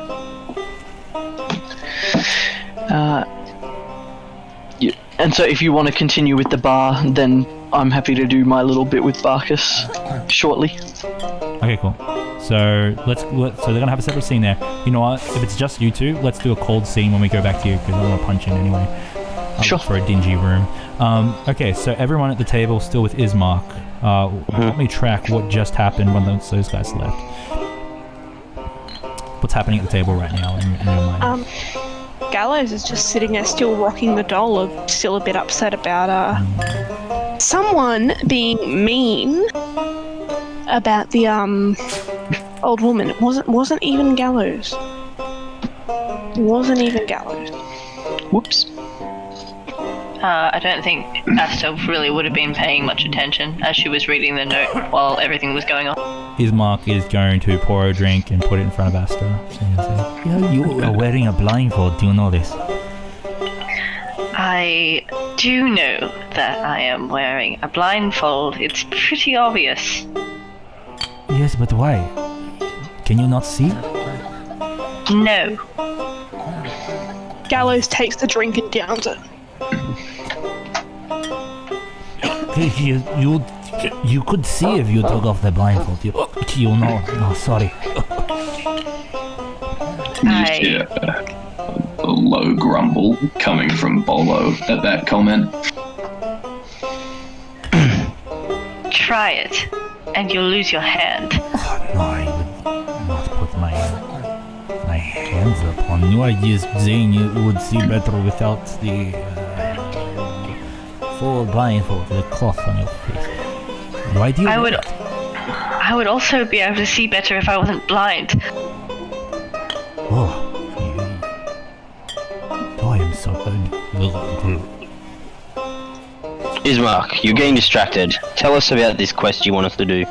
People wear blindfolds for no reason. Oh, right. It's not like it's for fun. Okay, She looked like she's having fun. She just killed a woman. you just killed a woman. Gallows! Oh, She asked. okay, well. He tries to gather his thoughts. Like I told you, my father is dead, and now I need to get my sister to safety. It is up to me to do this. I must fulfill And you're this. starting by downing drinks in the tavern. It is a sad day. by I have yourself. just my father is dead. It is both for bravery, but it is also for sadness and mourning. This is I use it hardly to alcohol. Numb what? Mine's dead too. Oh, Do you have to watch yours die? yes. Sucks, hey. And she downs it. Like another big swig. Pours you a drink. Pours himself one. It does suck. Almost as much as this place. At this point, Bolo nudges Arrow, just kind of like, come on, you were keeping him on track. I want to hear about the quest. Except he doesn't actually say any of that, he just kind of gives like a sharpish... Arrow will slam his fist on the table and be like, enough! Why are you? No need to worry about what is in the Why- past. Why You are can't being change the angry, past. lizard man? What he said. You can't change the past. We need to deal with what we can do with the future. What is this quest? I like you. Perhaps you should be the burgomaster of this I place. really, really wish I knew silence. Eh? Lizard? Ew. Do you want to be the burgomaster of this place? Does it pay well? No. Pay shit. Perhaps not then. Does your communication get worse just automatically? Do you forget to tell people what you're going to tell them? What? What is this quest? What's your quest? What quest? You said you had a quest for us. Oh, I do. Yes, it was my sister. I need to get her to Valaki. Though the roads are dangerous, she'll probably know. Wasn't that the town that toy maker was from? He made this, and I turned the dollar around. Oh, I don't think he's he's no a very fun, good he's toy no maker. Blinsky. I don't think he's a very good toy maker. Oi, you don't know this. He's making toys out of shit. It is a hard thing to do. Obviously. You make toys out of shit. No, I don't. You might think it's obvious to you, but I haven't even seen the doll. Have you ever tried to make a toy out of goat shit? It is hard. Have you? Yes. Sounds like you I have. grew up in Barovia. Of course I did. Why? I have no choice of where I grow up. Did you realise, Gallows, that you're carrying around some shit? No, he could have picked a stick. He didn't have to choose the goat shit. He could have used a stick. That's his fault. Why are we talking about sticks? I don't know. You want to tell us what the quest is? What quest? Oh, He said he needs, so you need our help I'm gonna to turn Yes. get your sister. I need your help helping me get Irina to Velaki. It is not safe here without my father. The situation is only going to get worse. So I was hoping that you, lizard, cow, and wolf would help me in blindfold. And what are you? He's a tree. Leave him alone. Bolo just looks him dead in the eye. Well, looks him dead in the eye. You can't tell because you probably can't see his eyes, but just gives a.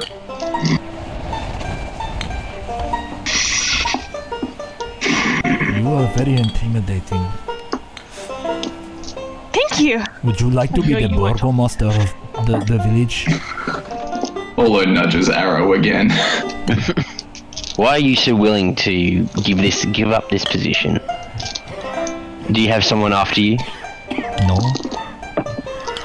They do not want the responsibility.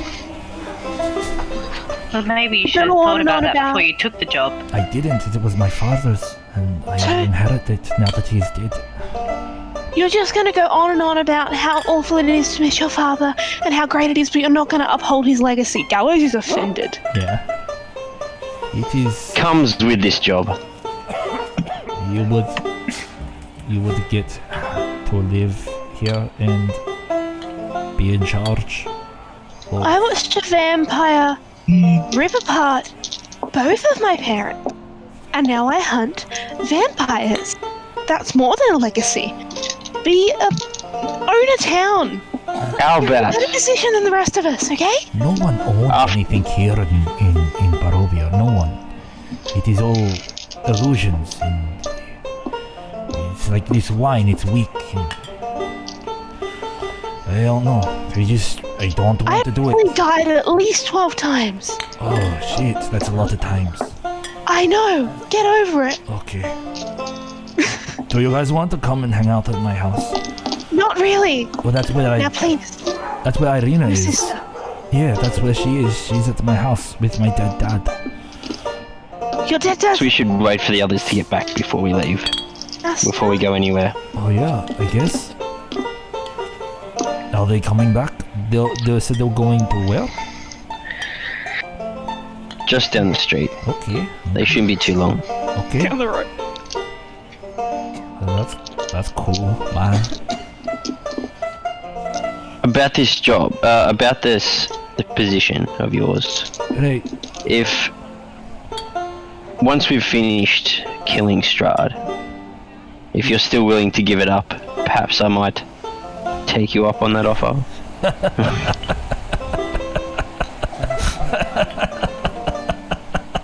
He starts banging the table and cups start sloshing, and he's having a really he's just hollering. Do you not, Vistani? He points over to the colourful folk in the corner who have been playing the music this whole time. He's going to try and kill Strahd. And look, if you kill Strahd, you can have the whole of Barovia. You can have his castle. You can have whatever you want. Kill Strahd. Oh, you're funny. Sounds good to me. You are a funny lizard. Kill Strahd. My God. Bolo taps Asta on the head and then slowly guides her hand to poke his forehead, just kind of signaling to do the psychic linking. She'll say to Bolo, "What is it?" Is he? Like yeah. Like they have a link for an hour. He just goes, "I'm getting really fucking sick of this asshole. I'm tired. I want to sleep." You and me both.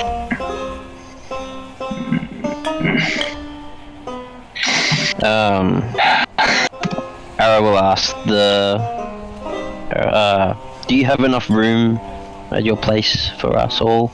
Yeah, you can come stay with me, man. It's fine. One of you I'm might not have to staying with sleep- him. Okay. It's fine as well. You don't have to. You can sleep in streets. You good luck with that, though. The rats would probably eat your clothes.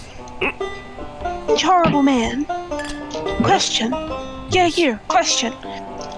The old lady that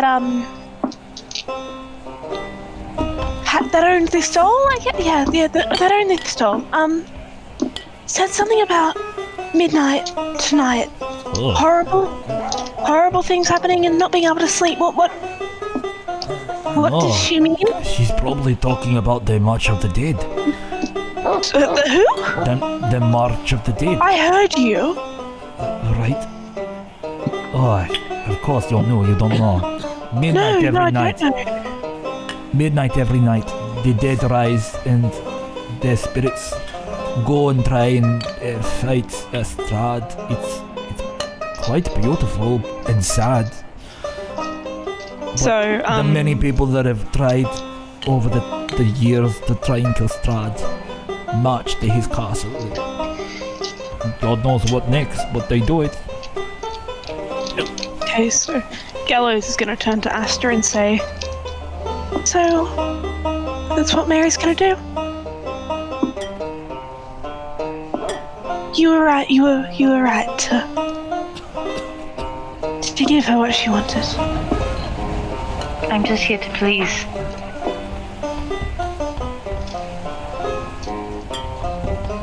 Sounds horrible. What is your problem with me? I do not know. I have a house you can stay in. Why don't you like me? You talking to? Asta. In Asta's head, she just hear, because he is annoying little drunk man. And out loud, she'd just be like, because you're deplorable. She's right. Is this a bad thing? You're It just, means you're horrible. Oh, okay. you're awful. Okay, I'm sorry. Hey, I think at the moment, seeming as we don't know anyone else in this town, allies would be a good thing.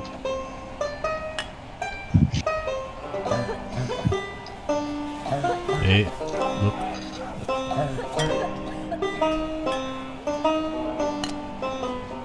I mean, I agree, but I'm just not going to sleep at this man's house. Oh, you I could don't want an probably get ally that doesn't think I can kill Strahd.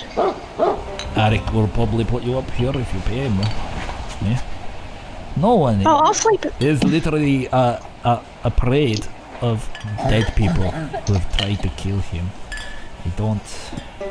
Do I look dead to you? Oh, you will be if you don't start taking Strahd more seriously. And you will be if you don't start taking me more seriously. Nice. Oh. Look, I meant no offense. Nor did I. You've definitely got the fire. It must. Sorry, it's probably the wine speaking. I've trained my whole life. My parents, their whole lives. That's all I've ever known. At this point, oh, sorry. That's okay. I was just gonna say at this point, Asta would say to Bolo that she looks like we should go find the others, Alston and Bark. And back in her head, she'd hear, "Yes, we should look. This man is dumber than me." And he just kind of drags himself up. Love it. Okay, so let's punch into those two. Sorry that I cut in, by the way. I was 2 words off. I'm sorry. No. Wasn't yet. Ooh, let's do this. So I think I got a pretty good dingy brown. Something fancy. Bolo, bolo, bolo, bolo, bolo. Bolo, bolo, bolo. Bolo, bolo, bolo, bolo. Oh, hey, gallows. I think you just That's got me. inspired. Oh, you just got inspiration. Oh, what? Woohoo! Yo!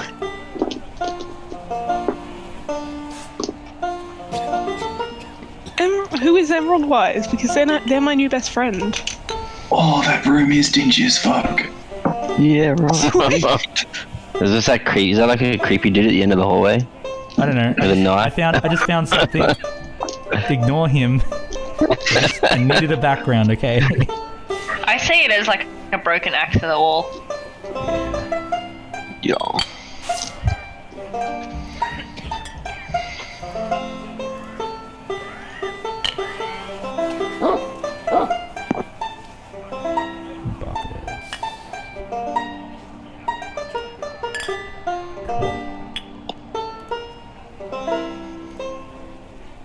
When that when the music started playing, Yeah. I thought it was Jacob.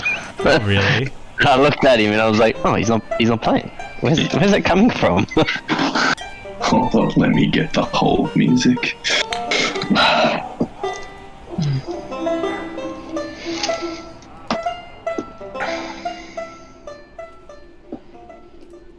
Are you still working on stuff, or are we right to... Yeah.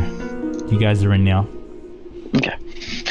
Yeah, as they're sort of walking out of the tavern into the house, just... So, important thing to know. I kind of realize I haven't mentioned this up until this point. It probably would have been pertinent, but...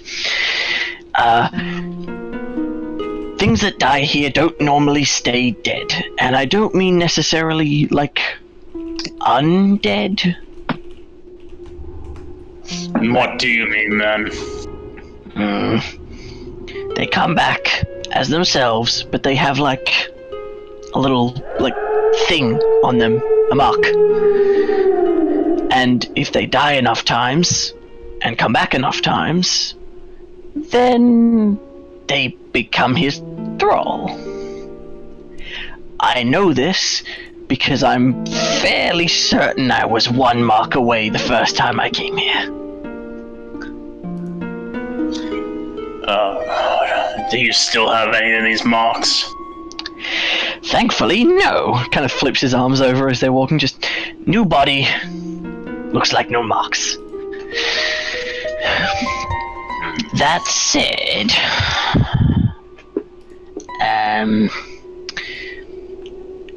I don't know what the go is with it, really. I kind of understand some of it, but not really. My point being, I think we should go dismember the old lady to make sure she doesn't come back. I don't want to put up with that wailing again. Fine. Then we're in agreement, and we'll just sort of push open the front door and go to move upstairs. Yep. Assuming fine. that they have reached the front door.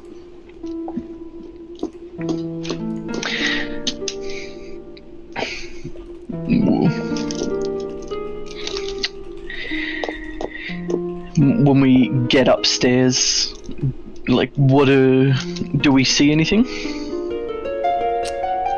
Two traders who are about to go dismember an old lady.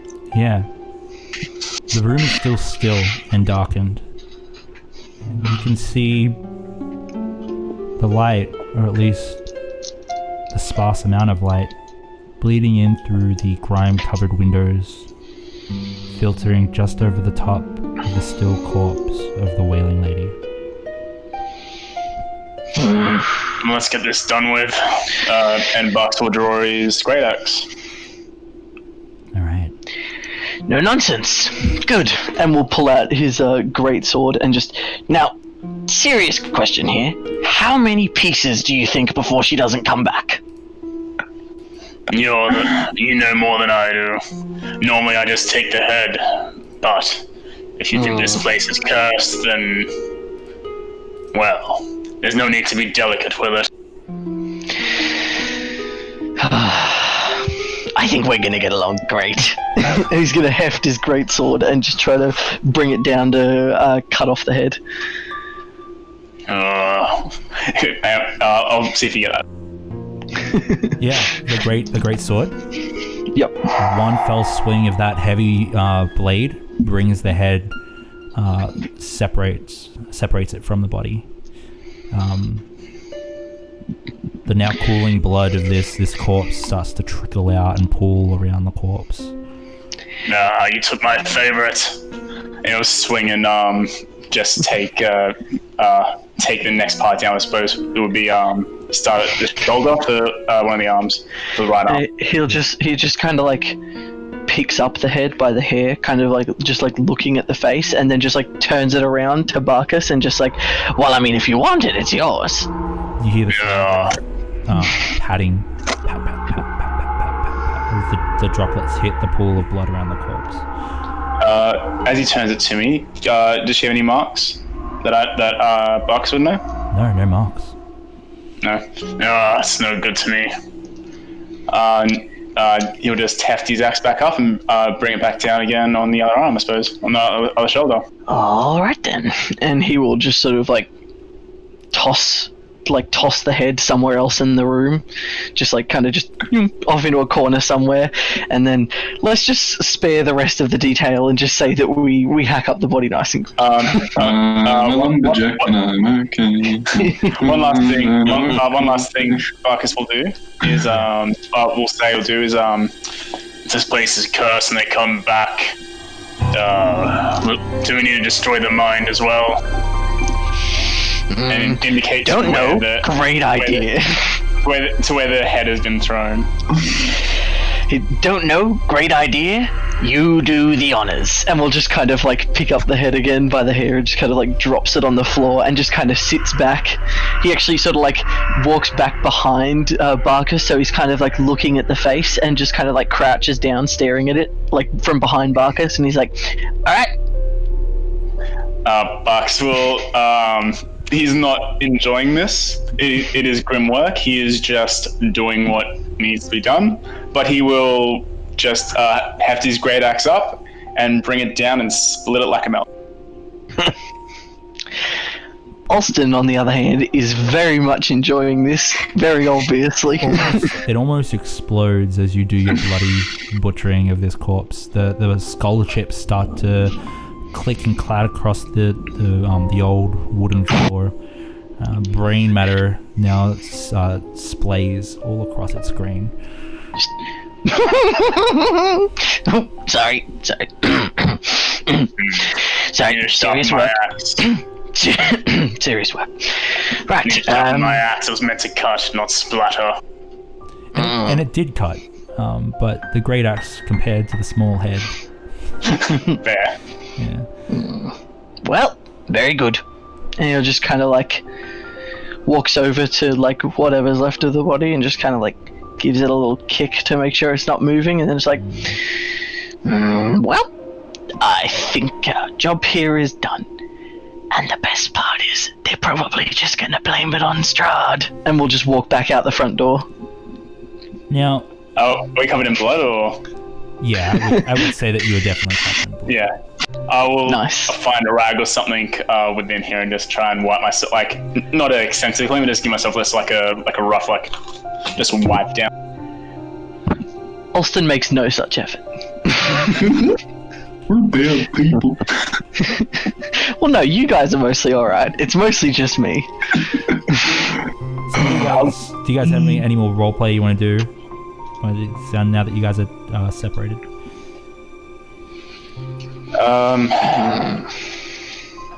You've been here before. Who was that prick in the pub? Oh, I didn't meet him my first time through. I think if I had, we probably wouldn't have met him now.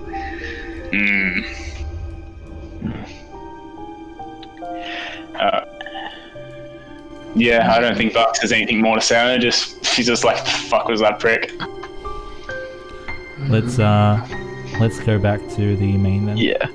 Well, they were saying they were going to leave to come find us, so we could just like find them. That's what I was walking thinking. back to the pub. I was gonna say, you're lucky I can't see anything.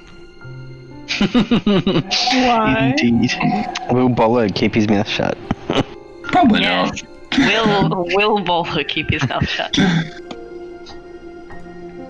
Gallows won't. So we're about to leave, are we? So everyone that was the Bolo and Asta left to see what Barkus and Alston were up to. Almost back to the blood on the vine. I think that you guys would meet each other. Alston is covered in blood. Barkus mostly wiped himself off, but in Asta's head, should just hear blood covered in blood. Bullman less so, but Wolfman. This is gonna boil Asta's blood a little bit, and she's gonna walk like right up to them and stop right in front of them, and like with a really stern tone. What did you do? Insurance. What do you mean insurance? You tell her. She's gonna face you, Alston. He's gonna like I don't know if she could tell, but he like crouches down, so he's like face to face basically with Asta, and no, basically she wouldn't be able to tell until you actually spoke. Yeah, and just I've been here before, and I know that things that die here don't stay that way, so we made sure that your friend will. That's all. What did you do?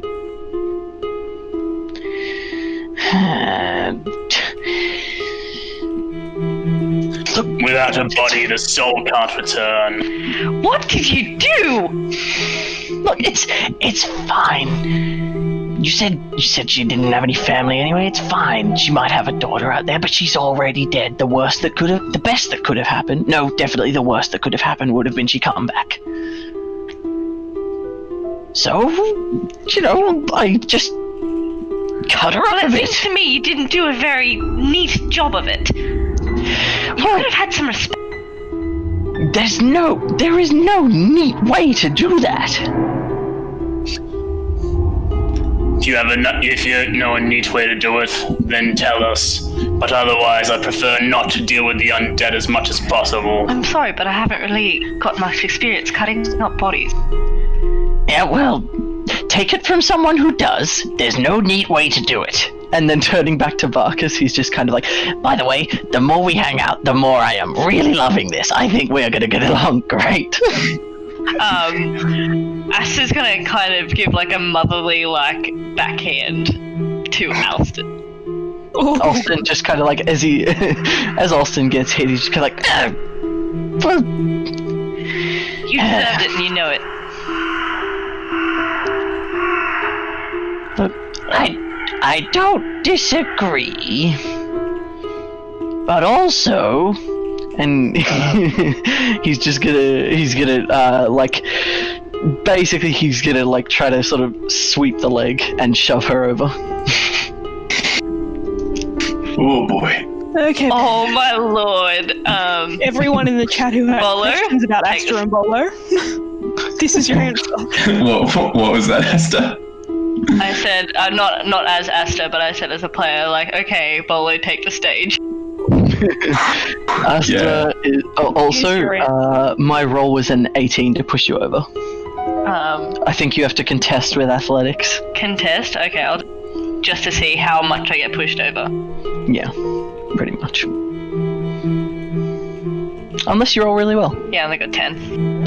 Yeah, he doesn't push her over hard enough to like actually hurt her, but more just enough to like make her fall down and just kind of.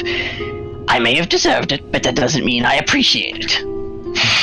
And then we'll just kind of stand back up and dust his hands off, except they're kind of slick with blood, so it just kind of slaps. Pretty much as soon as you've made like contact with Asta and she starts to fall, you'd hear kind of almost like a little throwdown noise, like the little piff paff noise. Mm-hmm. Before you see Bolo kind of rushing towards you, his staff that is normally just like a pretty plain like oak pole is now kind of bathed in a soft white light as he kind of rushes up and doesn't hit you with it, but kind of puts like his hand that's holding it to your chest to like kind of shove you back a little bit. Alston is just gonna like he like willingly takes a step back and just kind of pushes the stick away from his chest and just like, hey, She started it. I had no intention of any violence until she hit me first. The entirety of the reply that you get is just a... Look, you don't have to keep lording it over me that you have a better snarl, alright? Look, I know that... Come on. Then DFA. Like, I know that I should. I mean, like, look at me, come on, but, like, you don't have to keep bringing it up. He's stopped paying attention at this point. He's still pointing the staff towards Alston, but has kind of put one arm down to help Asta up. Enough. I'm sick of this shit, Dave. I'm sick of you. It's time for bed. He makes a compelling argument. Would Gallows and Arrow have heard any of this? From inside the pub, just the... I imagine so. Alright. So let's say that inside, this Ismark is still just ranting about all manner of things, and you guys hear... Oh, I've walked away from him by now. Oh, sure. With him, Arrow? I think it's just Arrow. But Arrow will suggest that that he'll have to get a consensus from the entire party before taking on this quest. As we already are on another mission. What mission? Killing Strahd? That's correct. Yeah. Well, I mean, Strahd has a big vested interest in my sister, perhaps. That will help when you're on your quest and luring him out. You might get to fight him still. Who is your sister? Why does he want her? I do not know. Who knows what the great Strahd wants? Yeah. But he wants my sister. I can tell you that much. Does your sister have any abilities or? She's very beautiful. So, marriage? Is that what he wants? Perhaps. You can talk to her. He has visited her on several occasions. To your place? Yes, he has come to my home and he has met with Irina. Gallows turns around from, like, the bar where she is downing even more drinks and goes, wait, what's her name? Her name is Irina. Never mind. And goes back to drinks. Have you got the point for that? Well, if he does he visit frequently? Define frequent. How often does he show up at your place? He has been... He has been... quite often, actually. Once he discovered her, his visits are becoming more and more frequent. And this is why I want to move her to Vallaki. When do you expect him to show up again? He could be dead now for all I know. I was hoping that I could perhaps talk to someone or ask the barkeep if he had known someone that could help me move out of Vallaki. Perhaps it's one drink went to another. Perhaps us staying with you is not a good idea for the time being then. Why would this be? You're great slayers of Strahd, aren't you not? Not yet. But the more information you can gather for us, the more likely we are to be able to help. Well, perhaps you should talk to Irina yourself. Pours another drink. I will sit here and drink until you are ready to go and meet her. You can talk to your cow people. I don't see the group liking you very much when you call them names. Is not what they are? He's not a cow per se, but he's a minotaur. Not a cow. Just kill you. What is a minotaur? Well, for starters, he's male Oh, and not a cow. so he is a bull. His name is Barkus! Yelling Name is- and from over the... It's a silly name for a bull, is it? Not? What do you name your... Do you have cattle? Do you have livestock? No, What do you name We have them? no meat. I mean, would you not call a dog Bacchus? 'Cause they bark. I hate this dude so much. Would you not call him like Gore or like I don't know, Horn Man? We do not choose our names.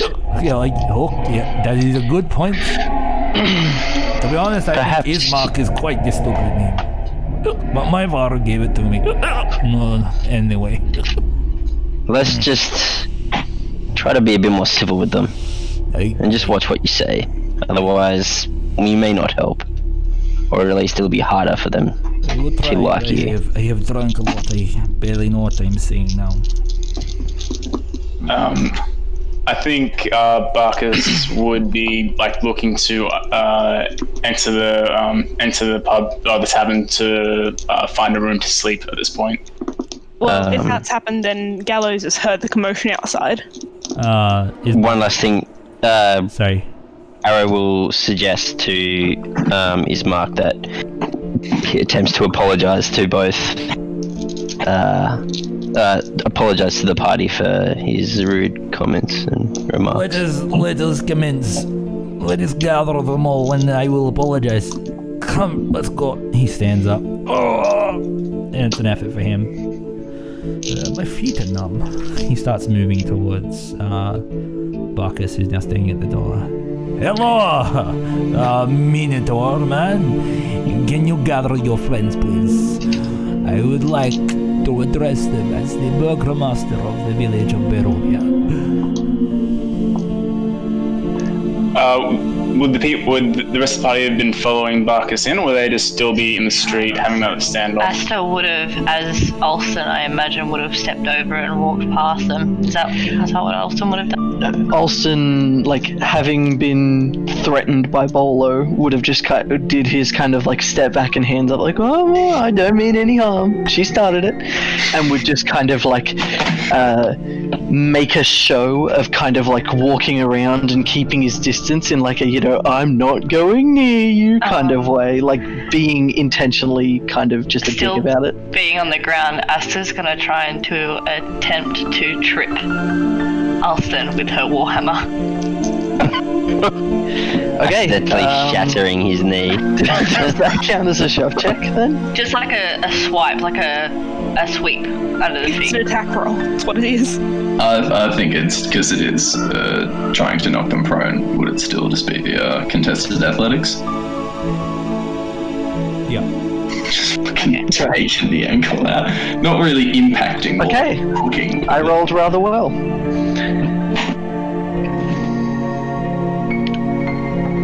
What's rather well, Zach? Sorry, I didn't realise I didn't push to. I rolled an 18 and I have a +6, so that makes it a 24. Oof. And so when that, like, as the hammer kind of comes, he'll just like lift his he just kind of like would lift his foot and just kind of puts his foot on it, just stopping it. Not enough to like hurt her, but just kind of immediately steps off of it, like a poof, stops and then just kind of like gets off and it's just. Immediately step off it. She would have pushed it so she could try and trip you Yep. again. I figured no, he'd just like boom, stop it and then move on and just careful. Don't want to give Bolo an actual reason to to step in. Upon hearing that and actually seeing it through the doorway, Gallows is going to kind of, because she would have gone up as Barkus, kind of, you know, open the door after hearing the commotion. Gallows is actually going to trip Alston as he comes in, like from the inside of the doorway. She's just going to stick her foot out. Okay, that's more athletics checks. I was going to say Alston may not be past me yet. So if what is the sequence here? When has like the altercation happened between Alston and Asta? When has Ismark spoken to me? And yeah, like what's the timeline there? Is it also happening at once or? Yeah, it seems like you've entered the pub. Alston's come to, Gallows has gone to the door hearing the commotion. Barkus has entered the pub and been basically, I want to say sorry, by Blondie over here. And then Alston's gone to come into the pub and Asta's gone, haha, to try to trip him. And Gallows has just heard Alston say, don't want to give Bolo an actual reason. And so Gallows has gone, I'm a tripping. I think Barks will probably just try and get away. He's like, enough! I'm sick of this. Oi! You're telling... Turning around to the people on the outside and be like, oi, the drunk prick wants to talk to you. Just push past Ismark and head back to the table. Be like, call out to me like, be quick! I want to go to bed. Piggybacking off of Barkus, he'd just be like, exactly! I've had enough! Like, I literally did nothing, and everyone is attacking me! As Alston walks in the door, Gallows sticks her foot out from the door frame. Okay. Athletics checks then. It's a stealth. I'd assume it's a stealth, unless you know that Gallows is there somehow. What? Actually, yeah. I suppose it's up to the DM, because I know you're hiding it. Normally a shove check is contested athletics, but kind of... You actually just have to roll perception to see the landmine that Bolo's planted. That's the prank all along. Yeah, right. So, Josh, what should the rolls be if Gallows is trying to stealthily trip me over? Do I need to make a dex save, or...? Yeah, make it save. Okay. Question, is it an effect that I can see? Meaning, does my barbarian danger sense trigger? You could see it, yeah. Okay. Only the foot. That is a 22. Do I have to roll stealth against it? Nope, it's just a save. It was all worked into the DC of the check. Ulster's just gonna kind of like goes to step in, looks down, notices, steps over, and then just kind of like turns his head to Gallows as he's walking in. He's just like, "You too?" Yes. Explain the blood. I did. Not to me. I've been in here. Right. So, and then just kind of realizes that they're right in front of the tavern, and then just like grabs her, pulls her outside quickly, and just goes, "We went and dismembered the old women because people who stay here, people who die here come back to life, and I didn't want to see her come back as an undead, and I figured you would want the same. There you go." Pats her on the shoulder and walks into the inn. As everyone's crescendoing with their frustration and Ismark is going to please, venerated guests of the village of Barovia, this is your great burgomaster speaking. Hello. I would like to apologize for my ways of acting and words of being speaking. He looks to see the reactions. What's everyone's reaction as he's speaking? Gallows turns around and says, then pokes her head rather in. Then please do. I am sorry. That's better. I am holding great sadness and fear for my sister. You're not special. Okay. Jeez, and people call me rude. To be honest, I also have been training my whole life to kill this Strahd. And I hope one day that I can, but the things he's been doing to my sister, I've not been strong enough to fight back. Well, that's good, because... And just kind of like sizes him up and down and just... That's good. Takes a drink. Please take it from... consider a request from this drunk fool. Please just speak to my sister. If you have no love for me, that is fine, but do not judge my sister on my account. Strahd likes her. Yes, above all. I believe that he is obsessed with her. Wait, what did you say? What's her name? Her name is Arena. Oh, okay, never mind. And we'll just kind of like lean over to Barkus and just kind of like side mouths to him and just goes, I don't think we should take her. Gallows cuts in just Take like, her where? Anywhere. She's a Strahd magnet. Gallows kind of cuts in and goes, we could just throw her over the wall. He What wants her out of for? the outside wall. He wants her out of here so bad. Oh yeah, you missed that. Oh. And she wanders off. Alston is just kind of like, not a bad idea, and he's just kind of zoning out. And in his head, he's just playing out the scene of just like throwing someone off the top of the wall. Arrow will give the rest of his drink to Ismark and tell him to go sit at the table over in the far corner. So we can discuss what we're gonna do. Yeah, he wanders over there. Time out for you, young man. So, what should we do? If we know that he says that Strahd frequently visits his sister, so we definitely should not stay there. But if he could gather information for us. Look, someone, if he's drunk off his face half the time, he won't get anything useful for us, and we'll just be carrying around a magnet. I don't think it's a good idea. I mean, look. Plus, I already have things that we can do that might make this easier. What? All you've done is go and dismember an old woman. All you did was break her neck. I didn't do anything. You were there, we weren't. Well, then you were just wasting time. Downstairs.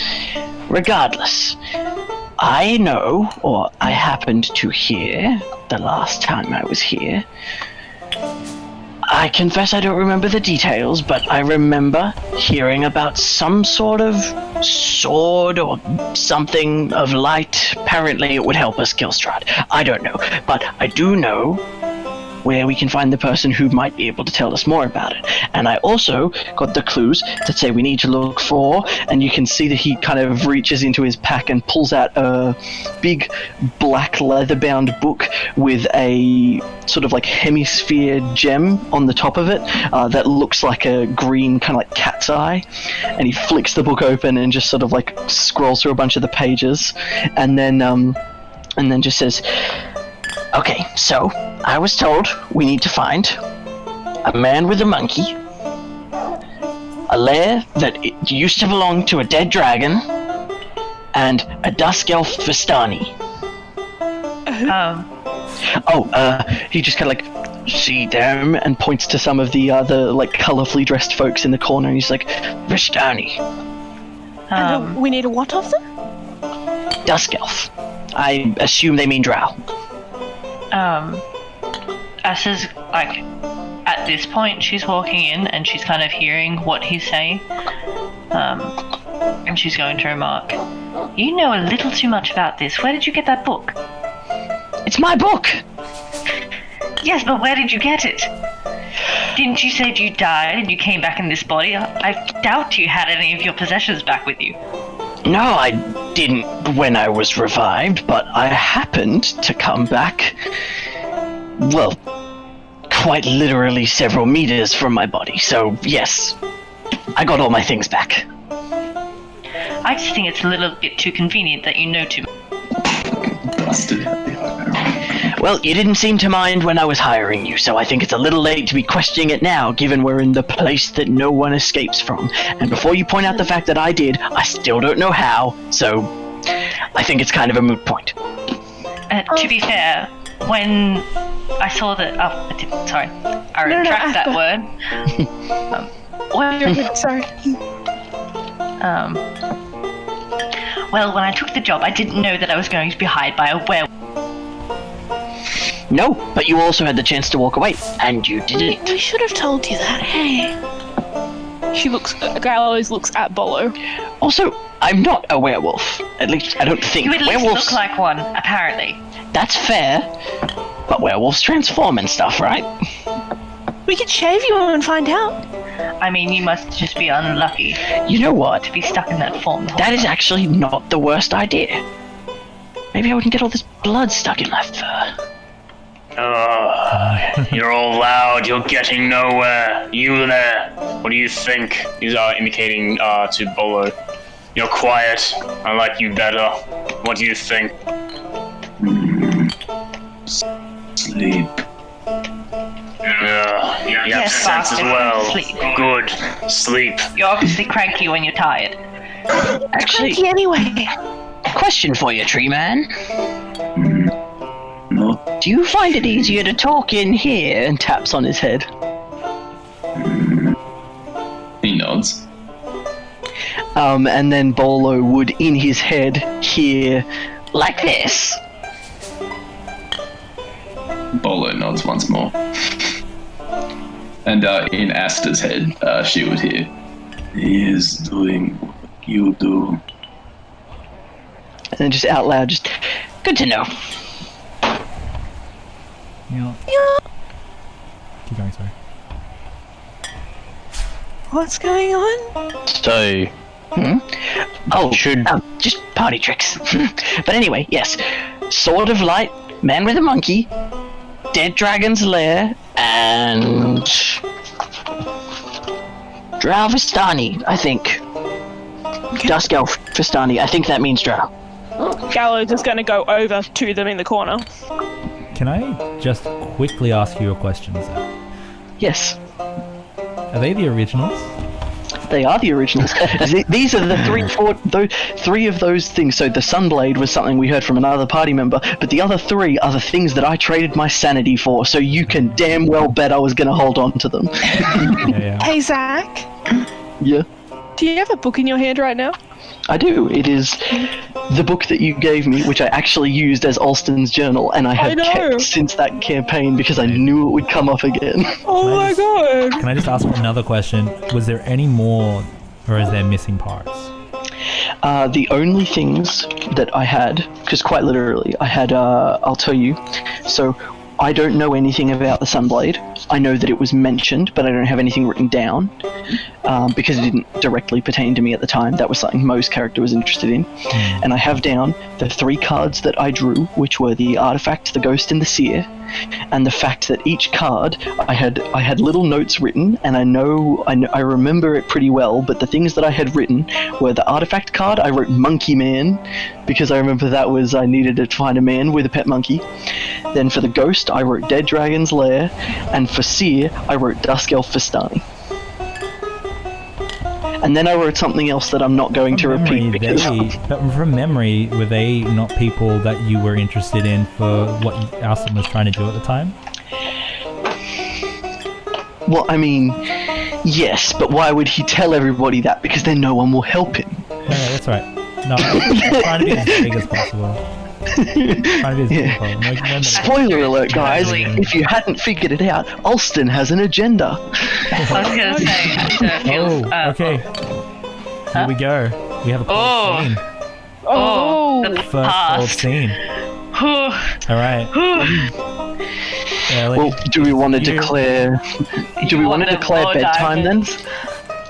If we're trying to make it flow, do we want to declare bedtime then and have like Bolo and Asta do it in their room or whatever? Hey, do it. If that's going to happen, actually, then I'm going to put in right now that at bedtime, at the same time as whatever's going on here, there's something Gallows really wants to do. So, like, I think you should do that first. Oh, no. It's...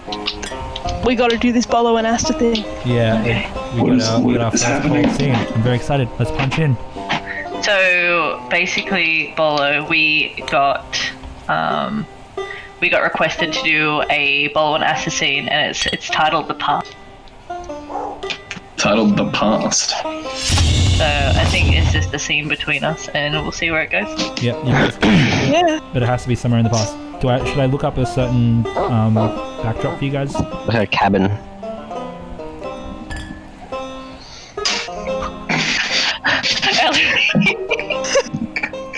I have 3 more of these, so give me what I want.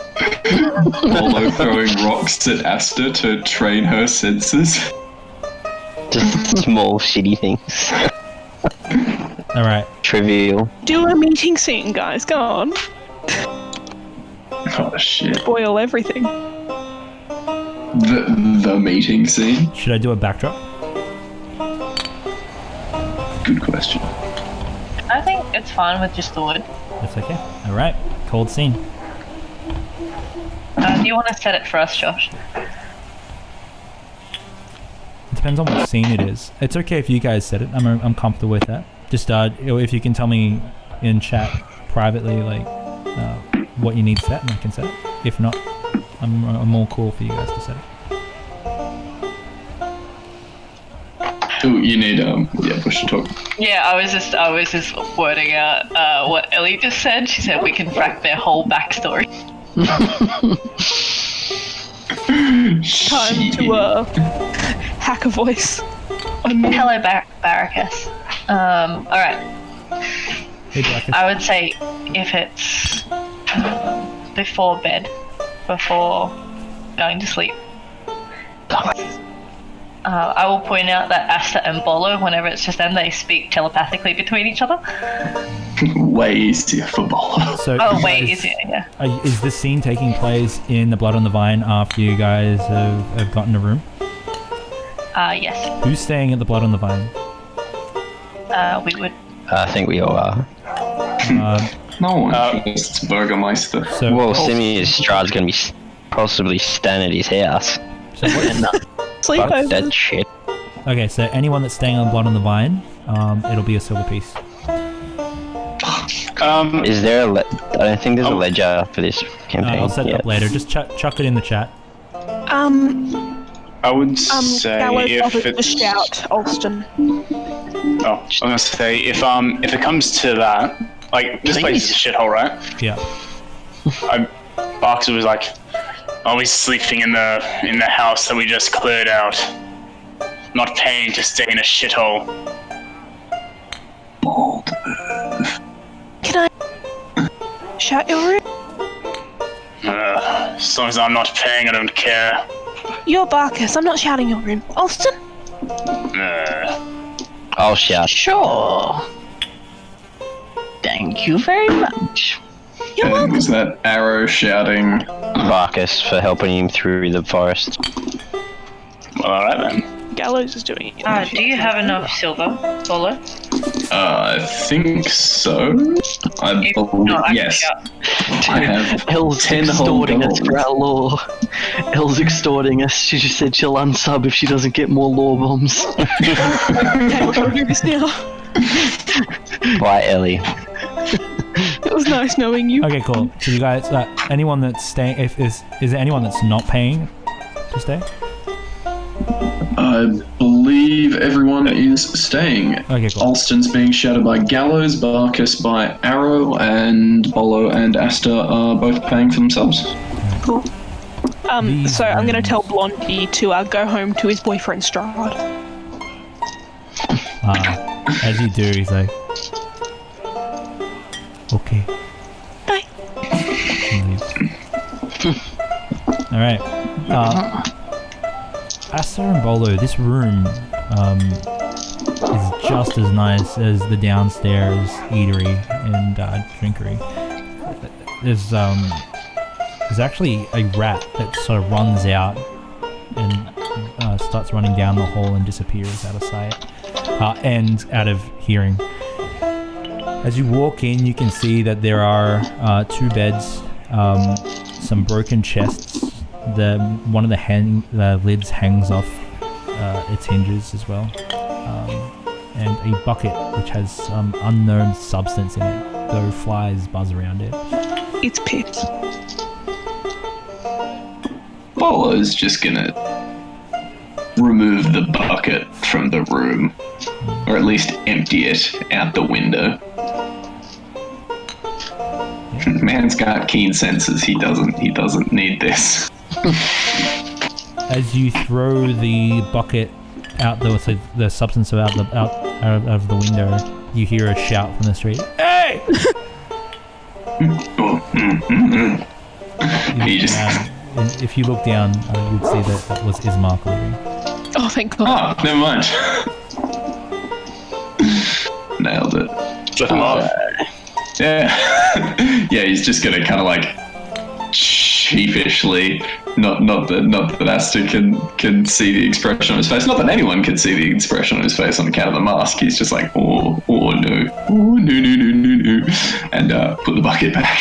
You hear a screech as you close the window, and you walk over as the floorboards groan under the weight of your feet as you place the bucket down. It's just gonna flop down on the bed. This isn't. Dust billows out from under the surface of the mattress. Sort of plumes out. Give me a Constitution saving throw. Oof. 21. 21? Yeah.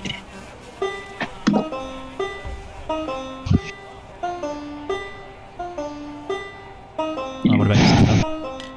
Oh, I didn't know you wanted me to do both of you, it. yeah. 1 sec. It's asbestos. 15. 15? Okay. You guys both feel the pull of a sneeze creeping up in your sinuses, but manage to fight it off. This isn't the worst place we've stayed in, surely. In Asta's head, she'd just hear, I have slept under logs that are more comfortable and cleaner. Yes. Wow, what do you make of all this? I don't like it. I don't like Wolfman. Little horned one scares me. Big horned one seems sensible, if not a bit of a dick. The lizard man, he is nice though. I like lizard man. As you know, I'm not really fond of, I guess, those with a wolf-like appearance. Not that I can see them anyway. No, I know this. I'm suspicious. I think he knows too much. He says he's been here before and that he's died, and I think it's too much for me.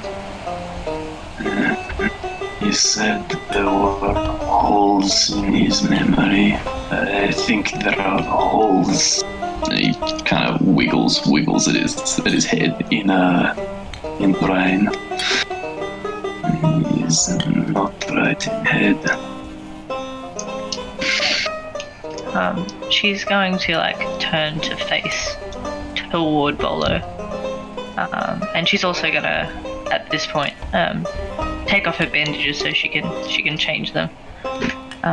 When she opens her eyes, they are like a milky grey colour, and she can't keep them open for very long as she's never been able to see, so she doesn't really have the muscles that a sighted person could see.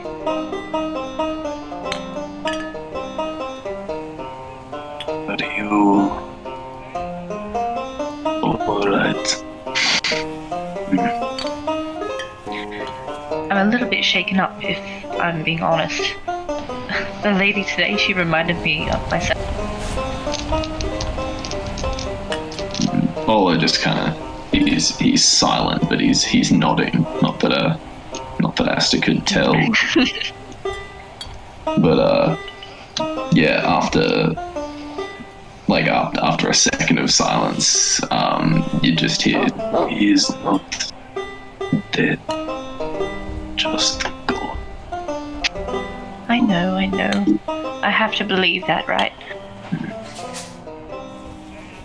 Just lost for now, but we can find him. She's going to directly at Bolo, and kind of put her hand up towards his mask and feel his mask and give a little bit of a half smile. It's been about 2 years since we met. Do you remember? Sorry, you cut out for me just at the end. Sorry. I said, it's been almost about 2 years, do you remember? Since we met. Bolo gives a bit of a chuckle. You were very scared of and he reaches into his pack, and then you hear.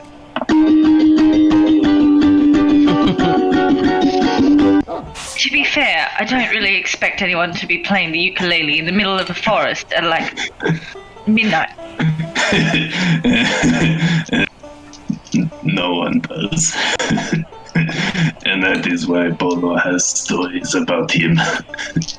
Bolo is it's easy to tell he's very pleased with himself. Honestly, I don't know what I'd do without you. I feel like I'd be lost. Well, physically and emotionally. You are stronger than you give yourself credit for. Had you not met Bolo, I'm sure you would have found someone else. Or, probably would have been fine on your own. Well, aren't you an optimist?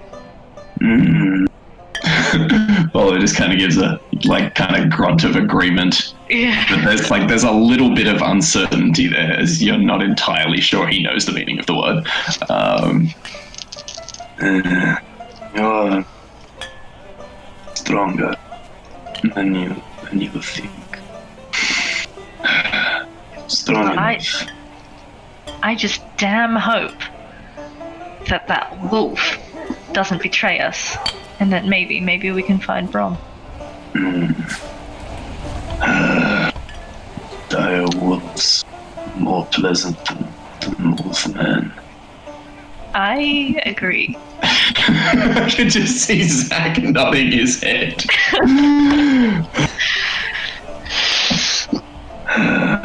She'll end the scene with, I think I'd like to learn how to play your ukulele, if you'd teach me. Polo just kind of looks at the ukulele and turns it around, places it in her hand, and just guides her finger to there, and then goes, you hit strings. She's horrible at it.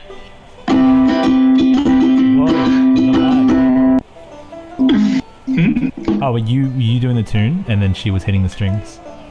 Oh no, it was literally just that one finger, and hitting the strings makes a C chord. Except she completely did the wrong thing, and it sounded off tune. Just look, I'm as awkward as you were when I met you that night. You keep trying. And he just kind of flicks that motion on the strings, just to kind of get that little beat going. He's gonna play you to sleep. Yeah. One day you find Brom, and you play ukulele for him. And then we'll teach him. I think he'll really like you, actually. Everybody like Bolo.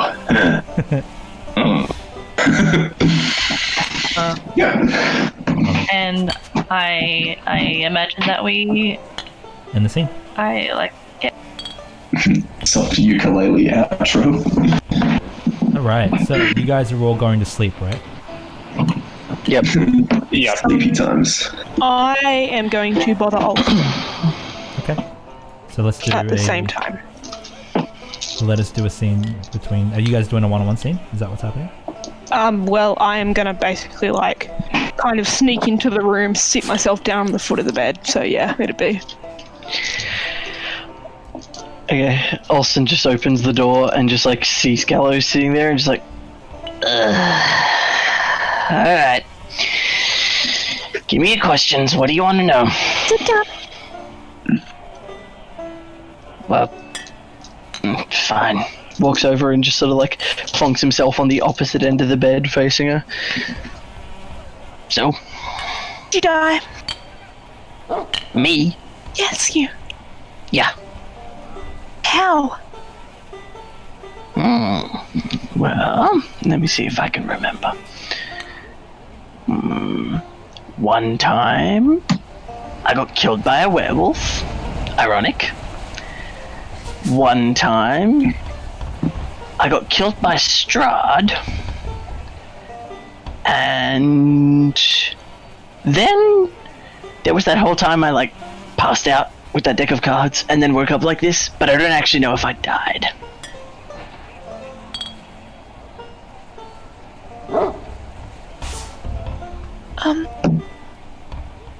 I'm sorry to have to ask this, but how are you alive? Well, I can answer the first two. The first two, things in this place don't stay dead. Things that die come back, and if you come back enough times, you wind up under Strahd's control.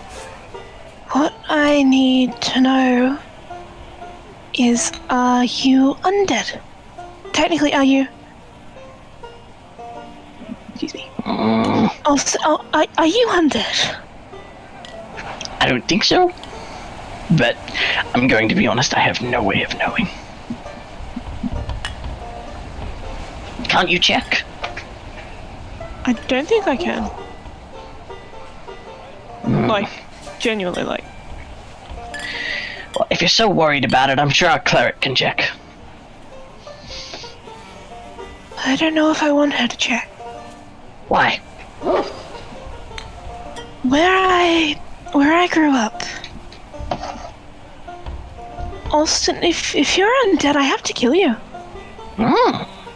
Interesting. Well, let's hope it doesn't come to that. But if it does, you can try. Hundreds of people behind me. If I die, they will all come after you. Well, I don't have anyone behind me. I have a lot of bodies. I've seen a lot of bodies, and I quite like you. I'd rather. Why? I don't know. I really don't know. You're not a very likable guy. But true. if you're, I do though. If you're undead, though, everything I know says I have to kill you, and if I don't, then someone I know will. Well, that sounds like a problem for tomorrow. You're right. You're right. I know. And of that last time, though, sorry, I need to. Of that last time, you said you woke up near your body? Yeah. Meaning this wasn't your body? No. The body you're in was not your original body. I was a gnome. Sweet. But okay, you haven't. Your body. Wild, right? Yeah, that's really cool. I love gnomes. They're still a bit bigger than me, though. Yeah. So, have you died when you've been a hairy big man? Ugh. No. Werewolf, but not. Nope. No. Well then, worst comes to worst, we find a way around it.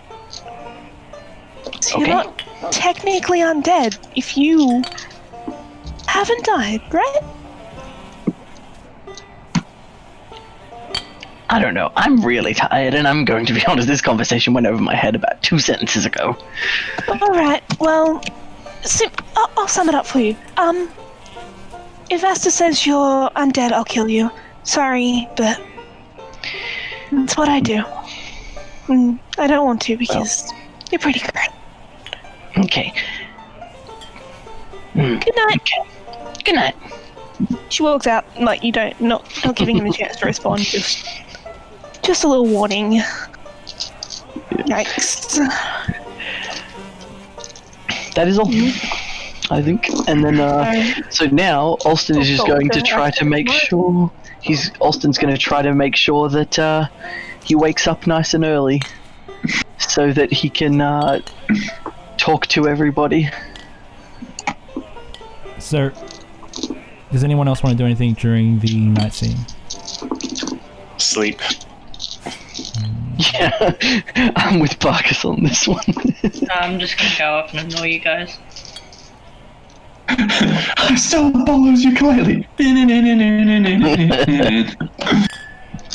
So you guys are...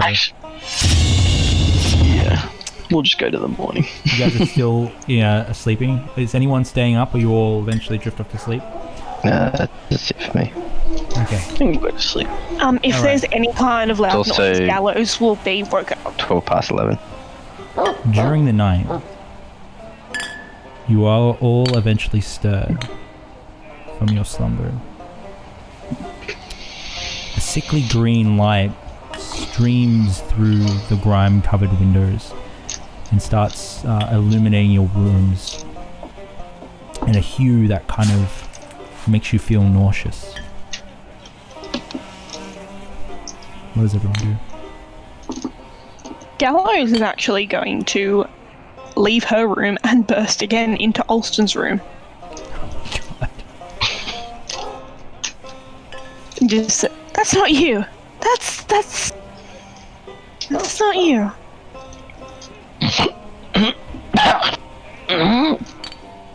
The light, you idiot. And then out the door. Not me. They head out the door. Barkus, Arrow, Bolo, Asta.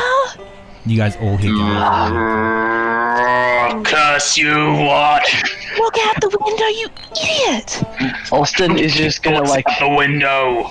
Alston. No, that's the problem. I can't look out the window. Oh, ask Bolo. Alston is going to use his awakened mind to talk to everybody within 30 feet of him, which I presume means all of the party members, and he's basically just going to say, it's just the ghosts going to fight Strahd again. It'll happen tomorrow. Go back to sleep. Oh, we can. Also, I am very aware of the fact that this puts me in a very, very compromised position with Barkus. Oh, Barkus is going to storm in as well. It's going to be a party. It's not really mind control. No, but just But it's a talking mind into his magic. mind. He's in my head. Yes. Yeah, I was gonna say the fact that I'm in Barkus's head, I feel like is gonna be enough. That's why I've been sort of holding off. But Holston's half asleep; he's not paying attention, so he's just like, Yeah. it's fine. No, look. No, but Barkus will be up at that. Barkus will kick in the door to. I think it's already open because Gallows kicked That's open. Okay. Yeah, I it's still open. Okay. He'll come in like great axe in hand. Be like, the next time you try and get in my head, it will cost you yours. Do I make myself clear? We're allowed to get you. Just out of curiosity, how many hours have passed since we did settle down for Betty Buys? Maybe 3? Okay. Hey, no long rest for you, Bolo. I know your game. Yeah, you suck. But no, Does short rest get rid of exhaustion? No. Alston just kind of like God damn it. looks to Barkus. He's like, okay, fine. Figured you would appreciate the sleep, and just rolls over. It's my only warning. He'll storm out and slam the door behind him. Gallows is still there, so she's going to rub the grime off the window and look out through Alston's window. Alright. Sure. An eerie green light suffuses the streets. From the light emerges a ghostly procession. Wavering images of dawdy women toting great swords, wood-wise men with slender bows, dwarves with glittering axes, and archaically dressed mages with beards and strange pointed hats. All these and more march forth from the down in a direction of one of these streets, their numbers growing by the second. Do I spot the old lady? roll a perception check. Perception. Perception. Oof, that's an 8. Bundle of limbs You don't rolling see. down the street. See it. Just a leg hopping across the street. It's bouncing a little bit. Anyway, sorry, I don't spot her. No. Can I see where they're going? They're all heading in the same direction. As far as you can tell, yeah. Alright, so right next to Alston's head, I'm gonna yell, Bolo! Are you seeing this? Knowing he's like 3 rooms down. Oh, God. Bolo, who remains semi-conscious during rest, just gives a very loud Gallows, we're all seeing this. It's not No, unusual. you're not. You're laying down. Yes, I've been here before, and it happens every night. They're heading So- out of the western road of the village. So the undead get up and walk every night. Yep. And you expect me to be fine with this? Yep, because they all die anyway, and that's what you want, right? Every night the undead rise, they go kill themselves on Strahd's castle, and then it happens again the next night. Have they ever actually come face to face with Strahd? I don't know. I've never been to his castle. Can you make them quiet? I just want to sleep. Bolo just kind of Look, Gallows, we can talk about this more in the morning, and if you really want to sit up and analyze it, again, it happens every night, but I think we all need our rest. Yeah. So, Bolo drags himself to his feet and is kind of thudding down the hallway now. Gallows is just glaring like back out the window, still talking very animatedly about, they expect you guys are expecting me to just be like, okay, cool, I'll just let them Sleep. Well, yeah, can Barkus hear this from his room? Yeah. Barkus will burst back in and be like, you know what? If it's so interesting, you best go out there and check for yourself what it is. I'm not keen on dying either. Well, you best be quiet. Is that a threat? It's a promise. I want to sleep.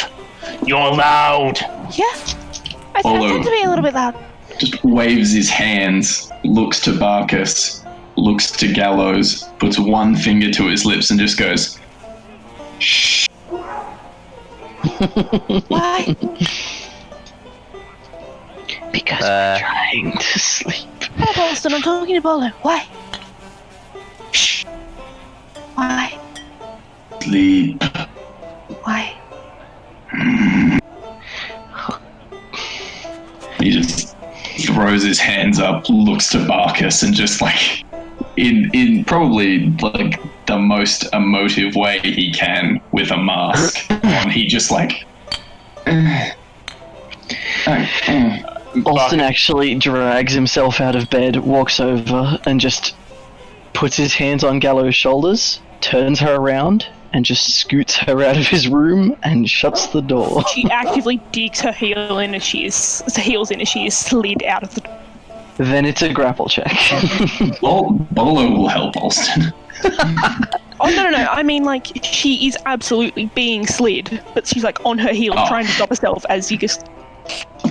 Okay, well then, yeah, I'll just... as soon as you're out the door, just one hand off. Go to bed. Bolo, Through the door, she turns back around and through the door yells, "Better hope you're not undead!" And then back to bed. Alston briefly opens the door. Oh, by the way, she said if I'm undead, that she's gonna kill me.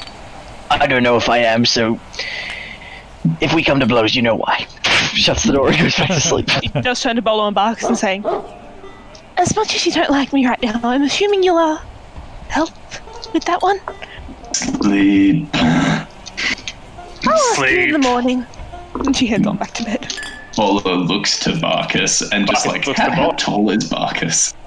I think I had him standing like 7.5 foot or something. Bolo reaches up the tiny bit to Barkus's shoulder, gives him a pat, and then just goes. Barkus is like, turns, goes back to bed.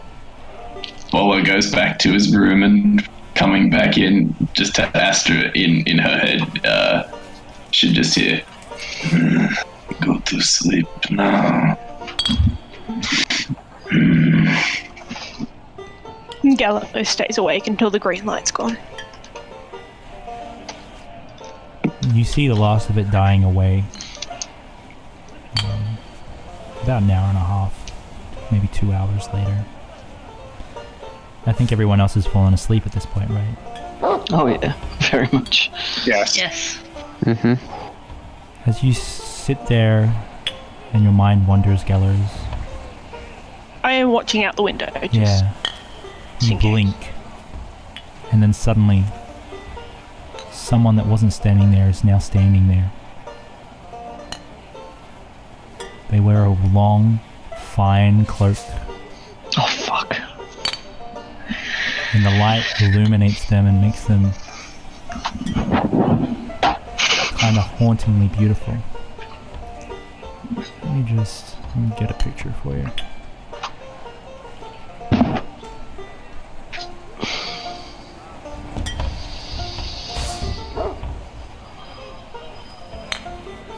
Oh, I've got 8% left on my laptop. That's great.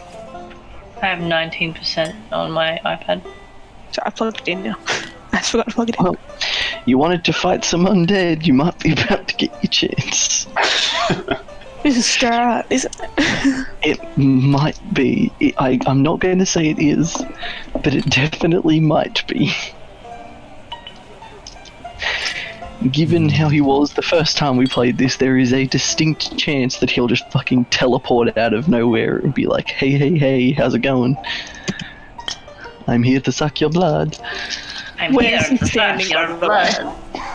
Like, just while you're looking for the image, Josh, where is he standing? In my room or out on the street? Out on the street. Looking up at you. Oh. Do I recognize him? It is Strahd, and I would he's your say no. dad. Does don't he recognize doesn't him. look like the guy on the poster? Oh. Well, roll a history check, unless you have the poster on you. It would be in my pack, but I'm not going to go check, so I do have advantage on it though, so that's a 12 or a Are you 17? using your inspiration? Or are you Oh, saying no, it- I've just got advantage next to... It says advantage next to all of these. Arcana, history, investigation, nature. Oh, that's fine. Oh, is it advantage? Yeah, I don't know why. Hold on, I actually think that's conditional. I think that's a blood hunter thing, Is it? but I think it's conditional. One moment, I'm looking through it. I've got disadvantage on on my stealth because Yeah, of same. my armor. This is who you see. Oh god. Yeah. Well, that was a quick campaign, what skills guys. did you say you had advantage on? He'll stay Arcana, on history, campaign. investigation, nature, religion, and survival. That's an odd pick. Survival Yeah. is definitely from Hunter's Bane. What's going through your mind as you see this? And what did you roll, sorry? Oh, I'll take it without the advantage. It was a 12. But I do have the thing in my pack. And also... Yeah, Yeah. it could be. You'd have to get a closer look. And he does look like a vampire. He looks Or like a noble. I can tell that he's undead though, yes? Me being... Do you have... Can you tell me the feature? 1 minute. Advantage on survival checks to track fey fiends or undead, as well as on intelligence ability checks to recall information about them. That's why. Cool. Okay. So if he is Strahd, then I get the advantage. Then it was a 17 Okay. because of the history check. From Check all to the recall tales information. you've heard and all the research you've done, the descriptions that you have been given, unlikely that the person standing in front of you is Strahd. I look Did you him say- dead in the eyes. Did you say unlikely? Likely. Oh, likely. And he stares back look- at you, and he sort of like smiles. I look him dead in the Abilities. eyes and I go, no, turn around. Well, damn. I mean, he killed my whole party for less than that, so fingers crossed he's in a good mood. Campaign speed run. Yeah, because one of the 2 times we died, it was literally just Strahd teleported into a field, went, y'all have been causing trouble, and fireballed us all to death. But he probably doesn't think I can. So is that all Gallo does? Is just like, And then walks away. No, it's more of a smiley kind of thing, and then That's just walks awesome. away. alright. Well, it is 11:30. Calling it there. It is very late. So we'll call We'll it. start next session rolling initiative as Strahd has come to fucking murder us. He might just take Gallows. He could do anything. Literally. I mean, it's not like he's heard tales of her, though. This is true. We're level I 3 mean- though. We are level Exactly, 3. that's my point. And also, he has heard tales of how adventurers died of fireball. No, I mean, like, Allow me to regale you with a tale. Alston, I think you've heard this one. hey, Austin, want some deja vu, bud? Ella Rose was like, magic stone him to death.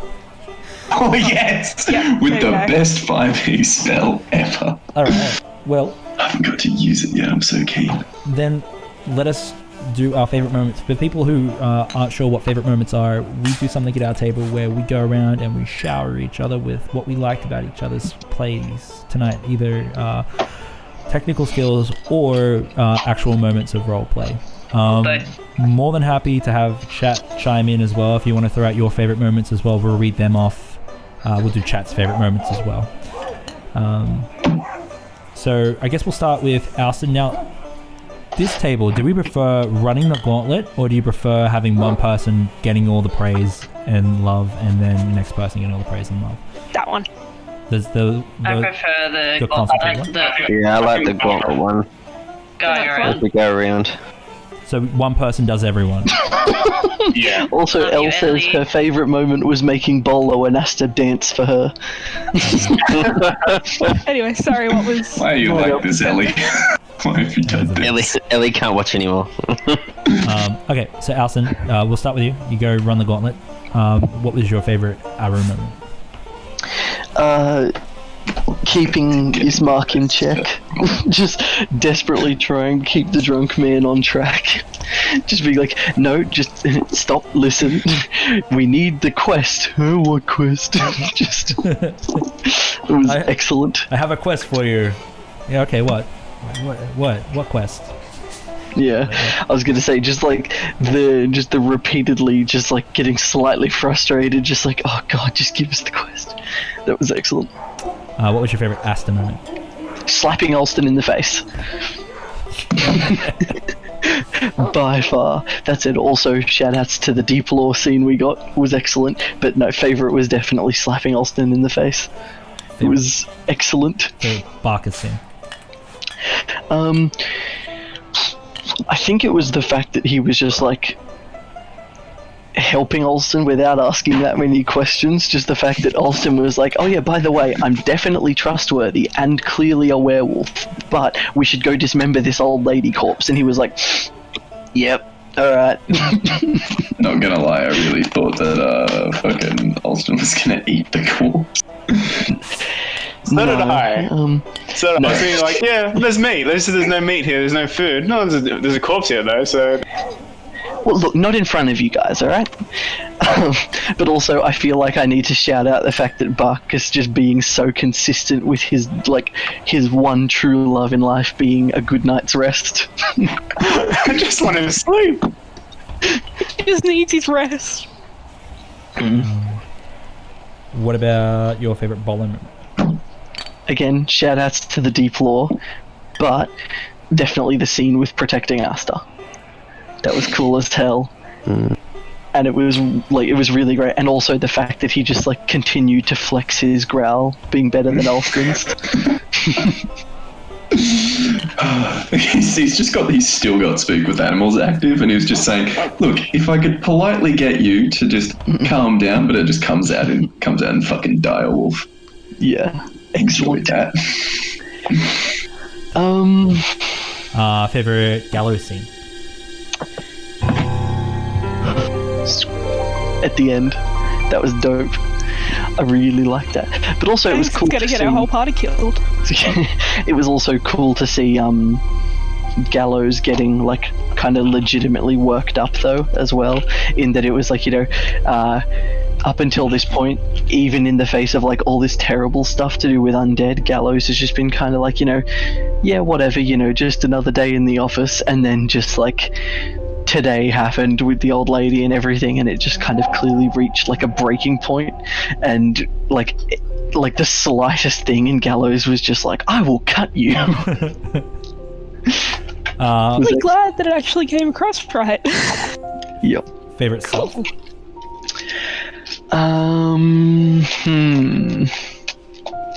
Probably cutting up the lady's corpse. Yeah. Just because it was a very Alston thing to do. Because the thing is, he is aware of the fact that the curse and bringing people back is a very legitimate worry, but he's also aware of the fact that that old lady would have served no real like purpose to Strahd. She's not a fighter. She doesn't have magic. If she'd come back as a thrall, it would have just been a mindless zombie. It was more about the fact that, you know, gratuitous violence, yay. Favorite DM? Yeah, favorite DM. Oh, okay. There were a few, but God, Ismark was the most infuriating NPC I think we have ever met in some ways, but he was infuriating in all the right ways. I didn't find him that difficult to talk, like, to interact with. Yeah, it was more annoying that everyone else kept taking him off track. No, it was his fault.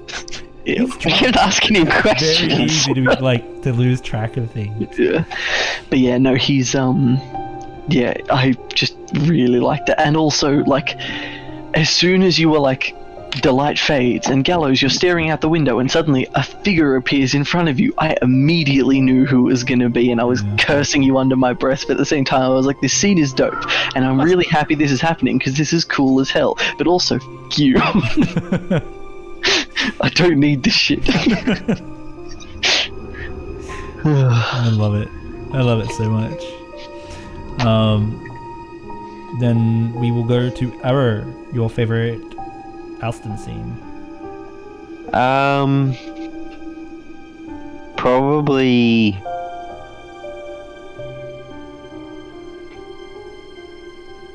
the well, she's dead. I need to go make sure she's dead. The double tap from Zombieland.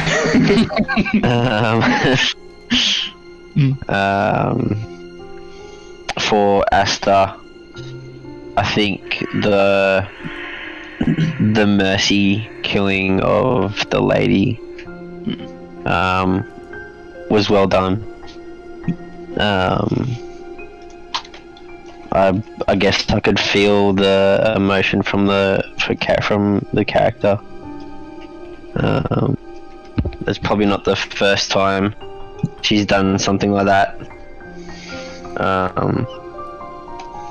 But understanding that it's probably for the best.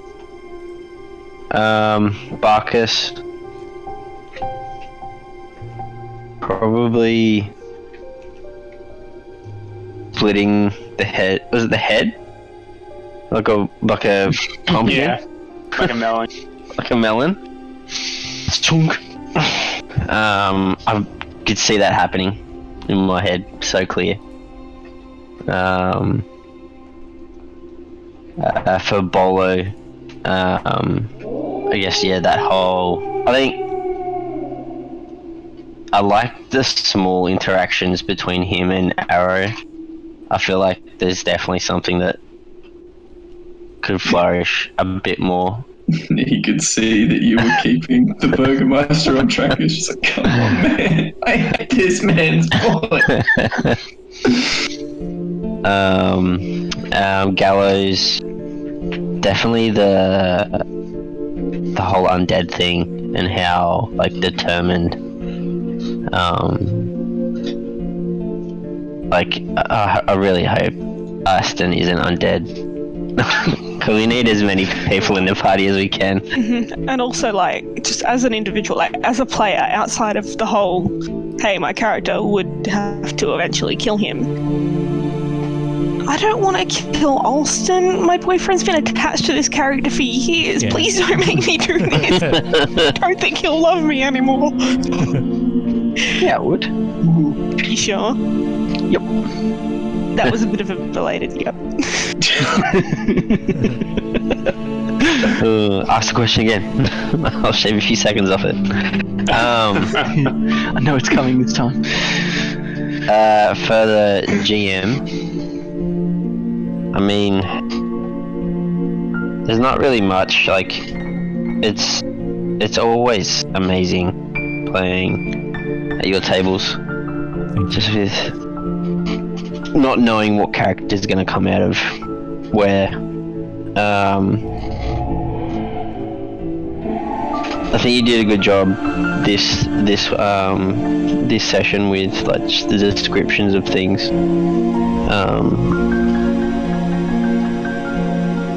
Like with the what was it?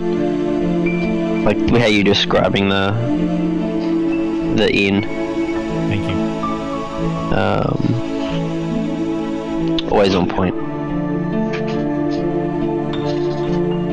As a self, not really sure. There was a few things that I was going to do, but I didn't. That I would have liked, like that whole part where it was like everyone was like yelling at Gallows to go to bed. I was kind of wishing that I was like, oh, should I get it? Should I just go out in the hallway? And I was like, oh, I was like second guessing myself, but I wanted to sort of half like breath weapon, so like his like mouth would glow and stuff because he was furious. But I didn't. But I guess probably just the interaction with Ismark, I guess, for me. Interacting, I guess, with characters more instead of sitting back and waiting. So.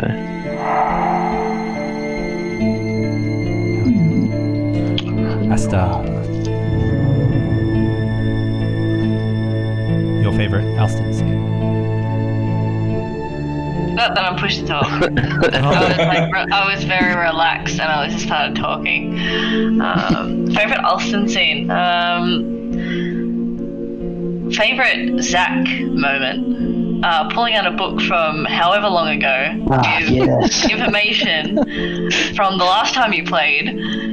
Clever boy. I brought that specifically for Alston for him for his 19th birthday, and the fact that you were using it in this campaign. Yeah, like that was really cool. Ago. Also, it came out of nowhere. I wasn't expecting it, but I also just love the he's such a strong character, and I guess it's because you've had this character for so long, but like you play him perfectly, and I just want to see more of Alston. Thanks. Yeah. Favorite Arrow scene?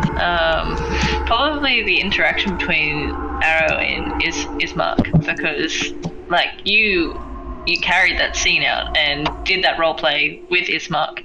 And I keep saying this, but you're coming a long way and you're getting better with roleplay, and this is, I guess it's like a proud mama moment where I get to like put it Arrow, and I like it. I like it a lot. Thanks. Yeah, I really like that. Also, just the way you're also playing the character as well. He seems like he's got his head on the straightest, almost, out of everyone. And he's the only one that can get through to his box, so. Favorite Barker scene? I just want to say, like the end, where you just really wanted to sleep, and then Alston just getting inside your head, and you're like, one warning, that's all you get. You get one warning, and that's it. Next minute, it's have to save his life. Yeah, like, I really like how true to your character you're playing. And he's just great, and this is a favorite play moment, but at one point you slipped into Filthy John, and it was hilarious. That wasn't intentional. I know, but it was. I was looking at you going, "You're doing Filthy John." Bolo, I just love how entwined our characters are and how loving Bolo is towards Asta, and it's just, I love it so much. And my favorite part of the whole thing probably was just like when I was like, I just really want to sleep, and you were just like, everyone go to sleep. I just love it so much. All right, everyone, it's time to shut the fuck up. I would die for Bolo. It's not even like I'm giving you an order. I'm just telling you I want to sleep, and like you're just like, okay, I'll do it. Everyone's gonna go to sleep. Everyone's gonna be quiet. Like I imagine if you had the silence spell, you'd be like, yep, everyone shut the fuck up. I actually looked through the druid spell list. I can't prepare sleep or silence. Oh no. And it breaks my heart.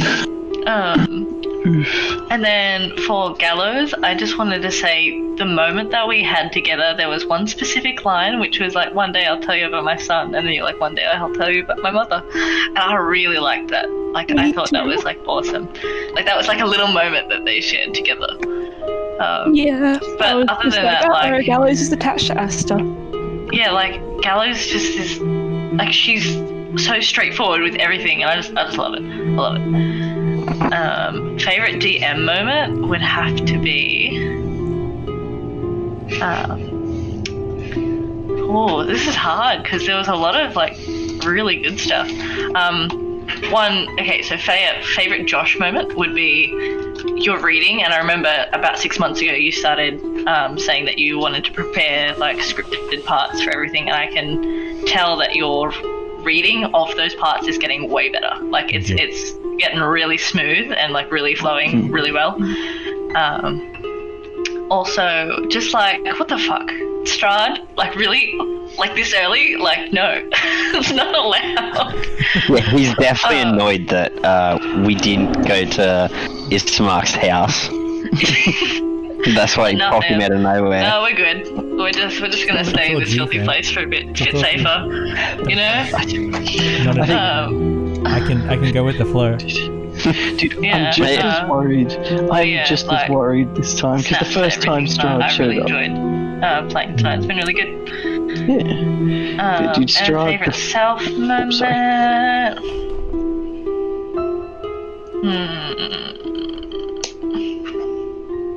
I guess kind of causing a fuss between Alston, just because she's just angry at him just for what he's done. Like, I think like she kind of understands what he's done, right?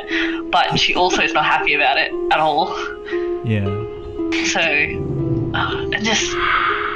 I love like every little interaction tonight's been really, really good. Yeah, it's really I also really like the Bolo stuff because Bolo is Faye. What do you mean you're not happy with dismembering an old lady? Come on! Did you see what Ben DFA just said about Strahd? Yeah. Yeah, he was saying Strahd's the slug lady from Monsters Inc. Oh my god! Always watching. Oh, I'm gonna do a cool Photoshop now. Oh yeah. Please do. Benfar, it is their bandages. She wears her eyes. Bandages. You may have missed the scene between Bolo and her. She took them off at one point. The milky white eyes? Yeah. She's very blind. Very, very blind. But, see, I'm really worried that Strahd is showing up because the first time we rolled through this town in the first game, I don't remember much of what happened, but one of the things that I remember is that Strahd didn't show up until later, and that was because we rolled really unluckily on a random encounter table and got Strahd. So the fact that he's showing up this time and it doesn't appear to be a random encounter has me worried, because I'm thinking there's a story element that we skipped, which means I don't know why the fuck he's here. Here's what I love. You guys all have a week now to ponder what 2 weeks. Strahd... 2 weeks, sorry. I wish it was weekly. It'd be so good. Me too. What Strahd is possibly going to do. And like, even if you're not worried about it now, there'll be some point this week you're like, well, what's he going to do? Why is he here? I've just accepted that he's going to delete Gallows. He's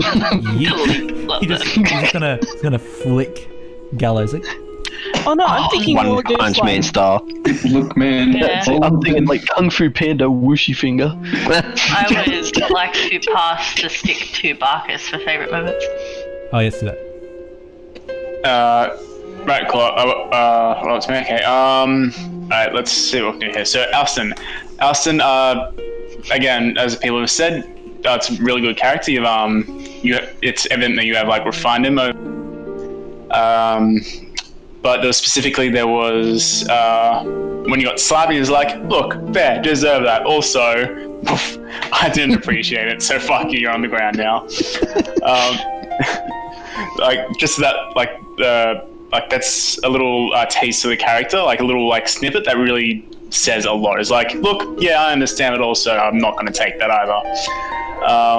Arrow, again, like people have said, just keeping keeping Ismark on track, keeping that plot thread, keeping the narrative moving on that point, because that devolved so quickly, and always being the point that it came back is like, okay, yeah, the narrative always came back, which is, is good. It's not letting the game devolve so much. So it's a good RP, I suppose.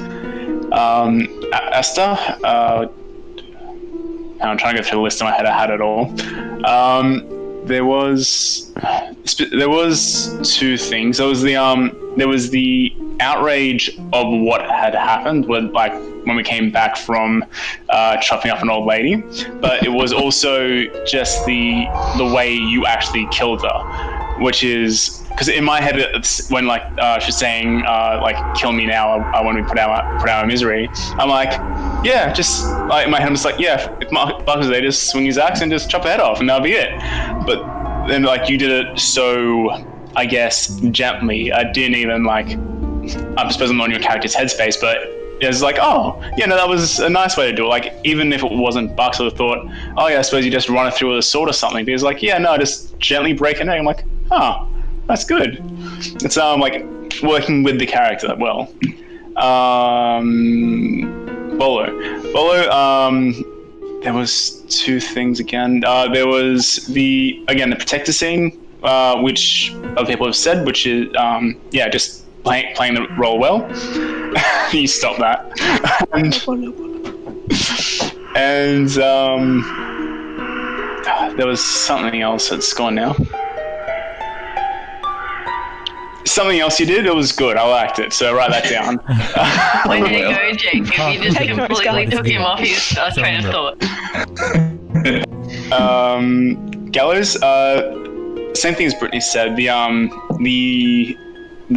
scene where it was like, may I tell you about my son? And you said, how quick the response was. What was the line? It was, maybe I'll tell you about my mother. Yeah, maybe I'll tell you about my mother. It was just really well, quick response. There wasn't a pause in it. It was just, maybe I'll tell you about this. Maybe I'll tell you about this. It was just, there wasn't a delay. That wasn't a thought. It was just a good interplay between characters, which I liked.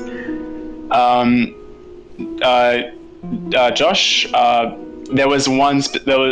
had a good laugh at a few things during your part, but there was one thing in particular where Arrow slammed his fist on the table, and you without missing a beat, it was oh. Yeah, I saw that too. And that's I will point this out. This is something that Achille does all the time to everything that I do. So and he was laughing so much. I know he's pushed to talk, but he was laughing so much at that. I loved it. It was just without skipping a beat, it was just you're in the headspace of the character is like slam for the stairs like huh, and it's like the next couple of minutes after that point, I was having a great time. I mean, Barkus has no time for him, but I fucking loved that whole part. You should actually go back and watch it because you'll see him laughing for a good 3 minutes at least. I did. Watch you losing it up in the every top now right and then I corner. click up to just check, and he was there. He was like wiping his face. I was like, oh man, he must be loving this so much. I was having a good time. Yeah, it's good. Yeah, that's it. And self. Everyone always tries to get away with it. Yeah, I know. But I don't know. I'm not in a spot with Barkus at the moment where I feel like I've got his character right. He doesn't come as natural to me as the other characters that I've played. So I don't know, I'm still trying to find my feet with him and see what I can do. Like him slipping into Filthy John, I think, is because Filthy John is an easier character. Where I was like, when I went to Gallows at the end, there's like maybe you should go outside and see with him. Like the voice was slipping and the personality was starting to slip a bit as well. So I don't know. I need to work with him. But this isn't like a negative spot. It's meant to be favorite moments. So. Sorry? Sticking to his true self with the mind magic. Actually, the threatening Alston, I think, would just the get in my head, get my head one more time, and it will cost you yours. Just that, the line. Yeah, the line. Yeah, I'll be honest. I've had that line buzzing around for a while, so it's been there. So yeah, it was good to get that out. But yeah, that's it. Hell yeah. Okay. Bolo, start with. I wrote them down. Whoa. Smart boy. Smart boy. Okay. For Alston, your recount of how you died and got out of Barovia was just very, very Alston. I died and then I got out, and I think Gallo was like, "How'd you do that?" And you just blatantly admitted, "Look, there are a lot of holes in there." Wasn't entirely expecting that, but I think your just general ability to come up with one-liners in the character of Alston is pretty fucking incredible. And I know it's morbid, but hacking up the old lady, that was brutal, but well done.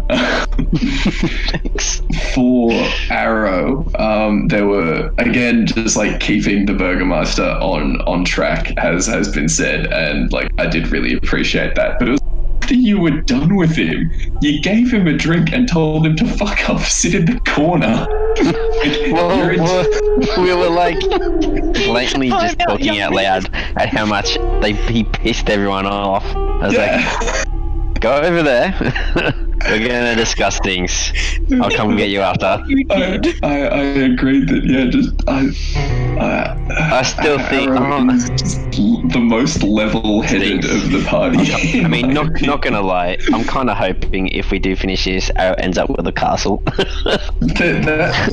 He becomes Burgermeister, so I think he gets the castle.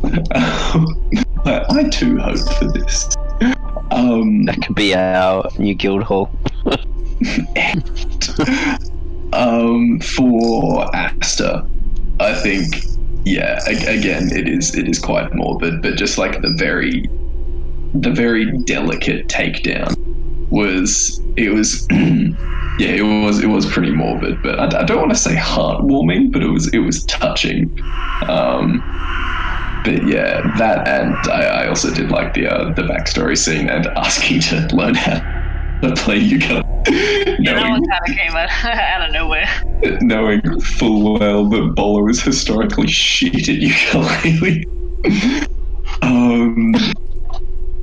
Barkus, there was one line that you said in response to Alston when he said everything went sideways, and then you went, so everyone died. So you mean to say that everyone fell flat? I very much like that. But also, when the Burgermeister asked you if you were a talking bull, you asked him if he was a talking idiot. Yeah, that was great. No, talking cow. Yes, so talking cow, and you just went, "You're a talking idiot."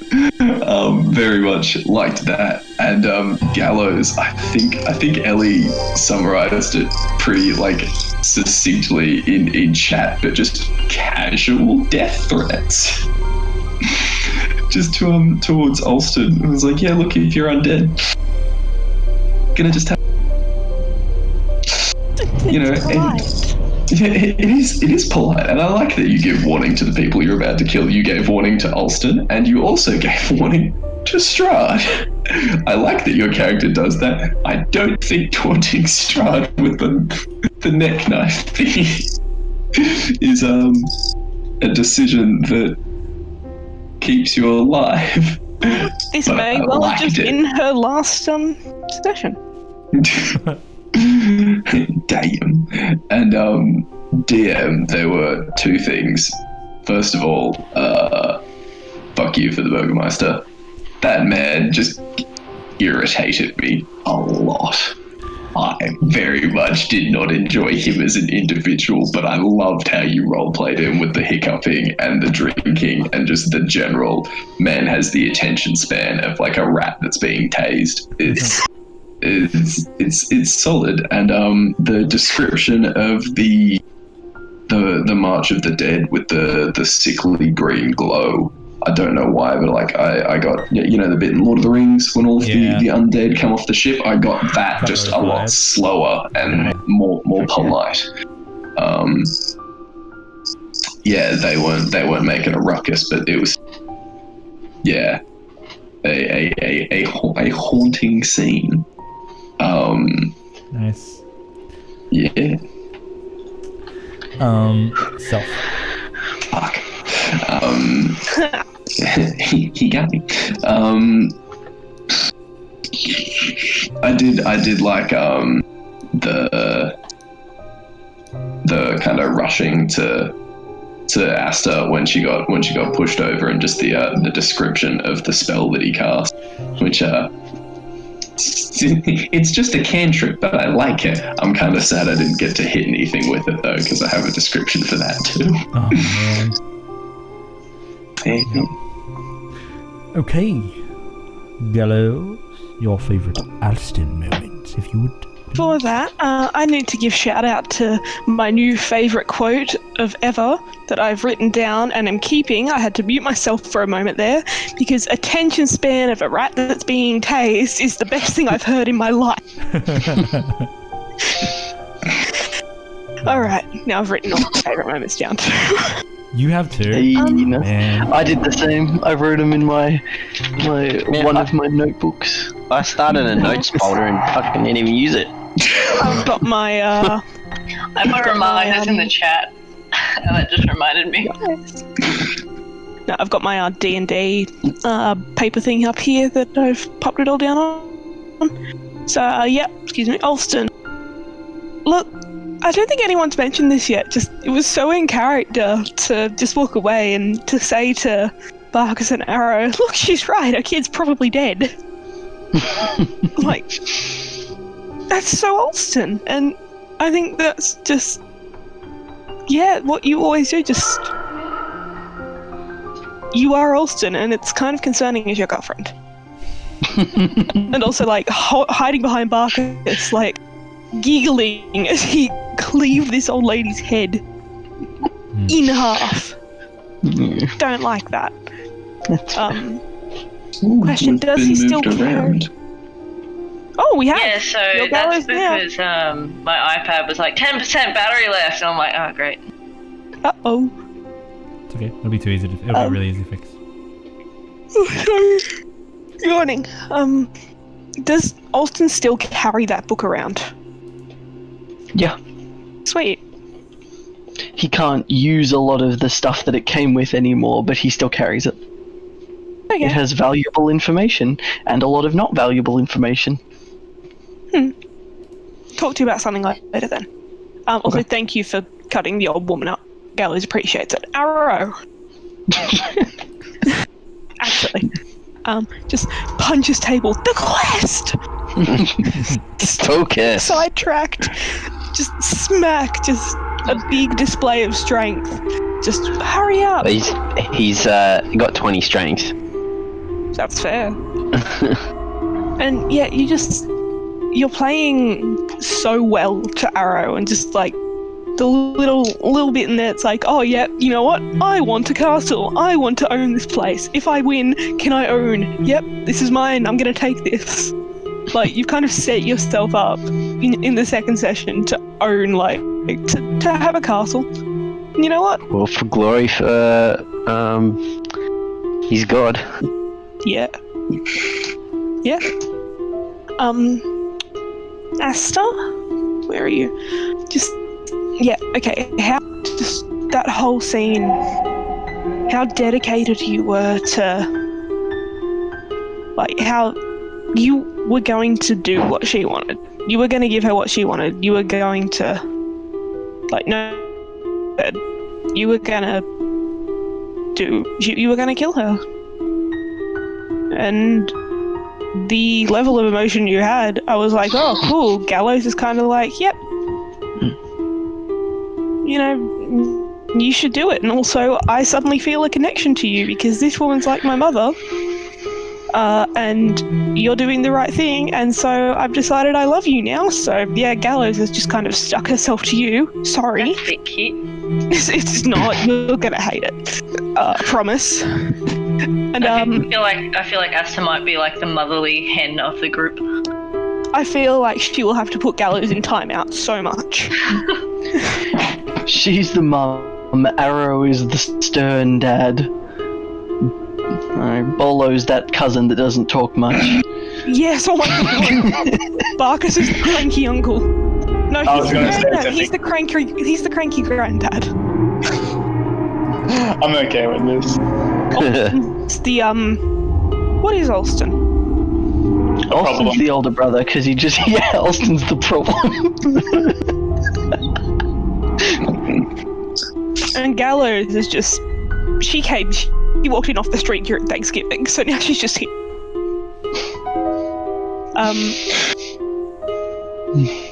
Where are we up to? Barkus. No. I'm still up to Asta because I wanted to give an honorable mention to, I'm not staying at this man's place. It's like, I'll stay here. I'm not staying at that guy's place. Barkus. The straight up death threat. Straight up death threat against Gallows, and when she argued back, you're just like, it's a promise. Barkus is very tired. Yeah, but it's just such a Barkus thing. It's already become such a Barkus thing. It's like, this man needs his sleep, and I will kill someone to sleep. So if you disturb me again, so I can't sleep, I'll just kill you. I promise. Like that. I don't know why it stuck out so much, but it really did. Bolo? Shh.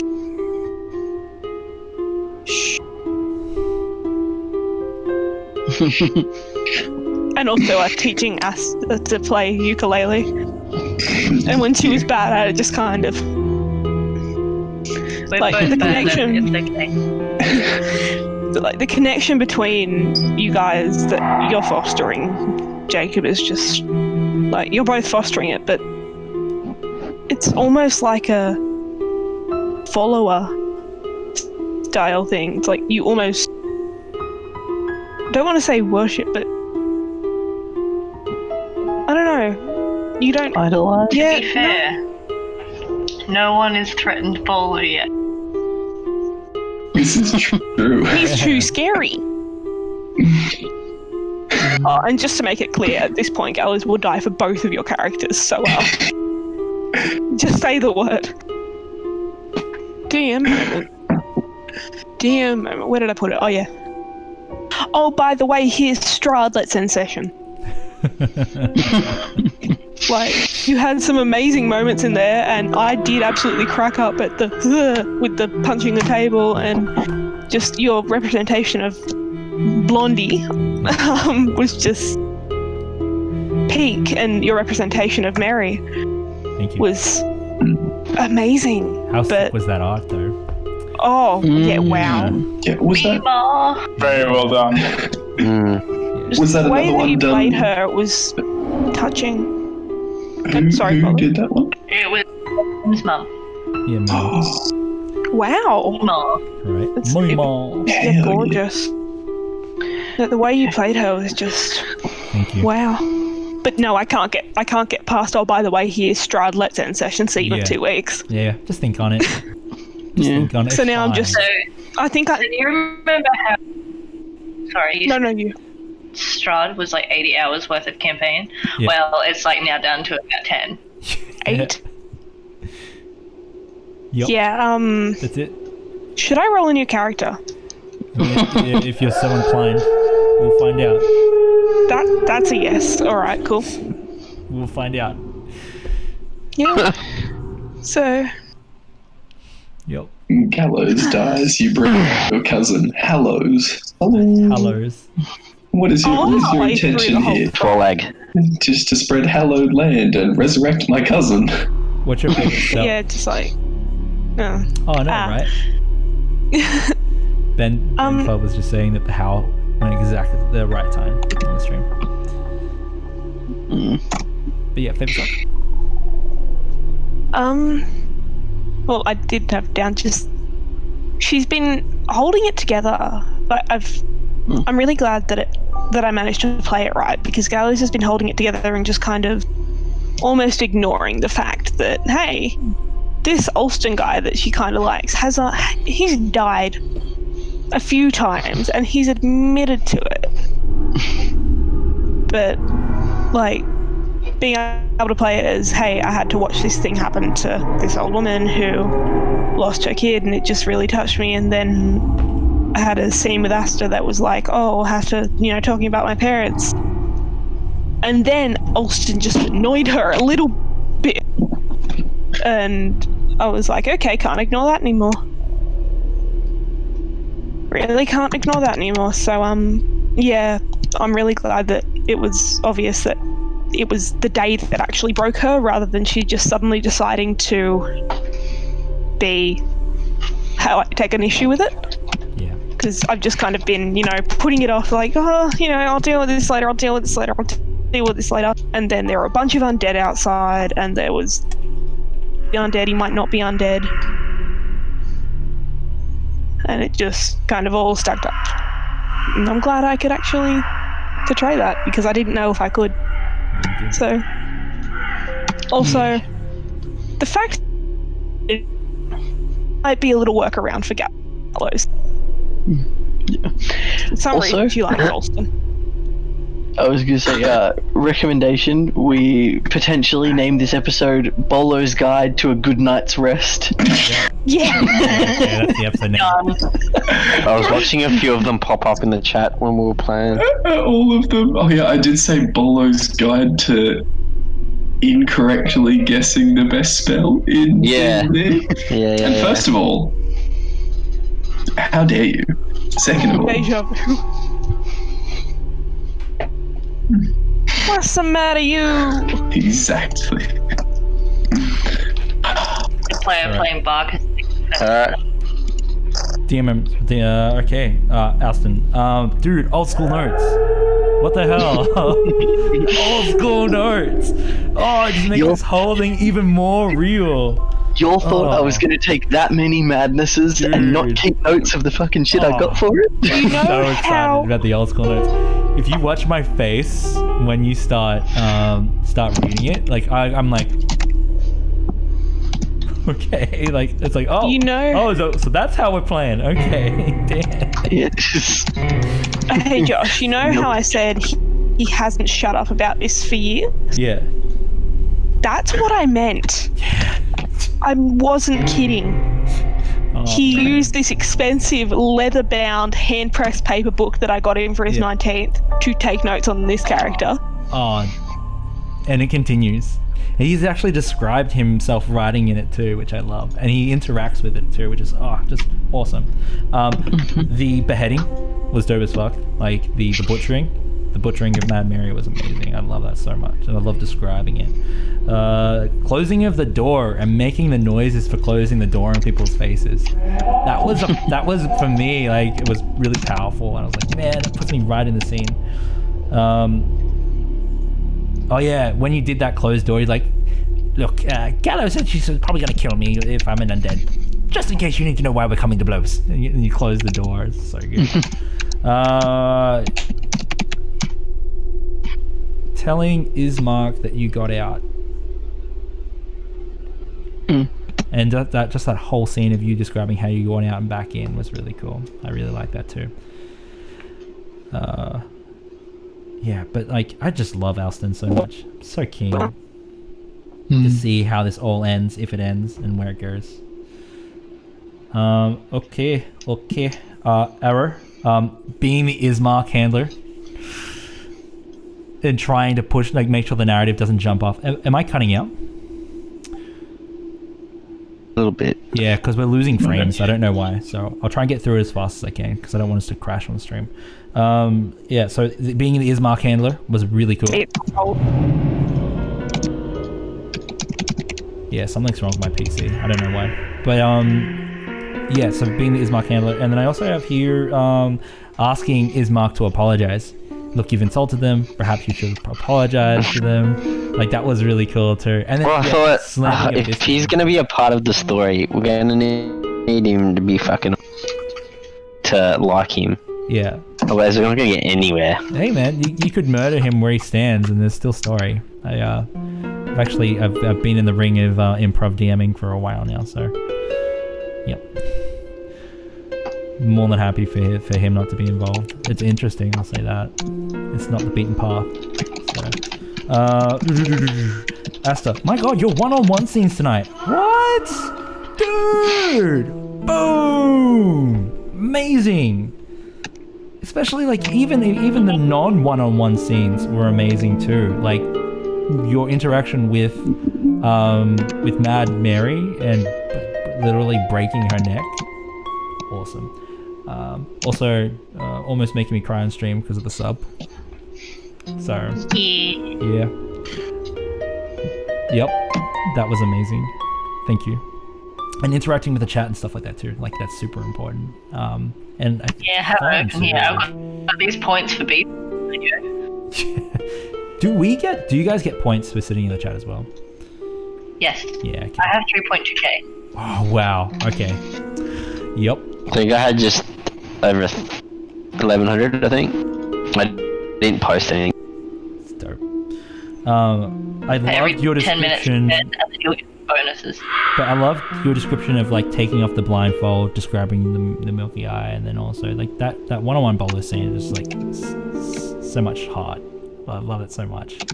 I think Asta and Bolo have like love. That's like different from any other love.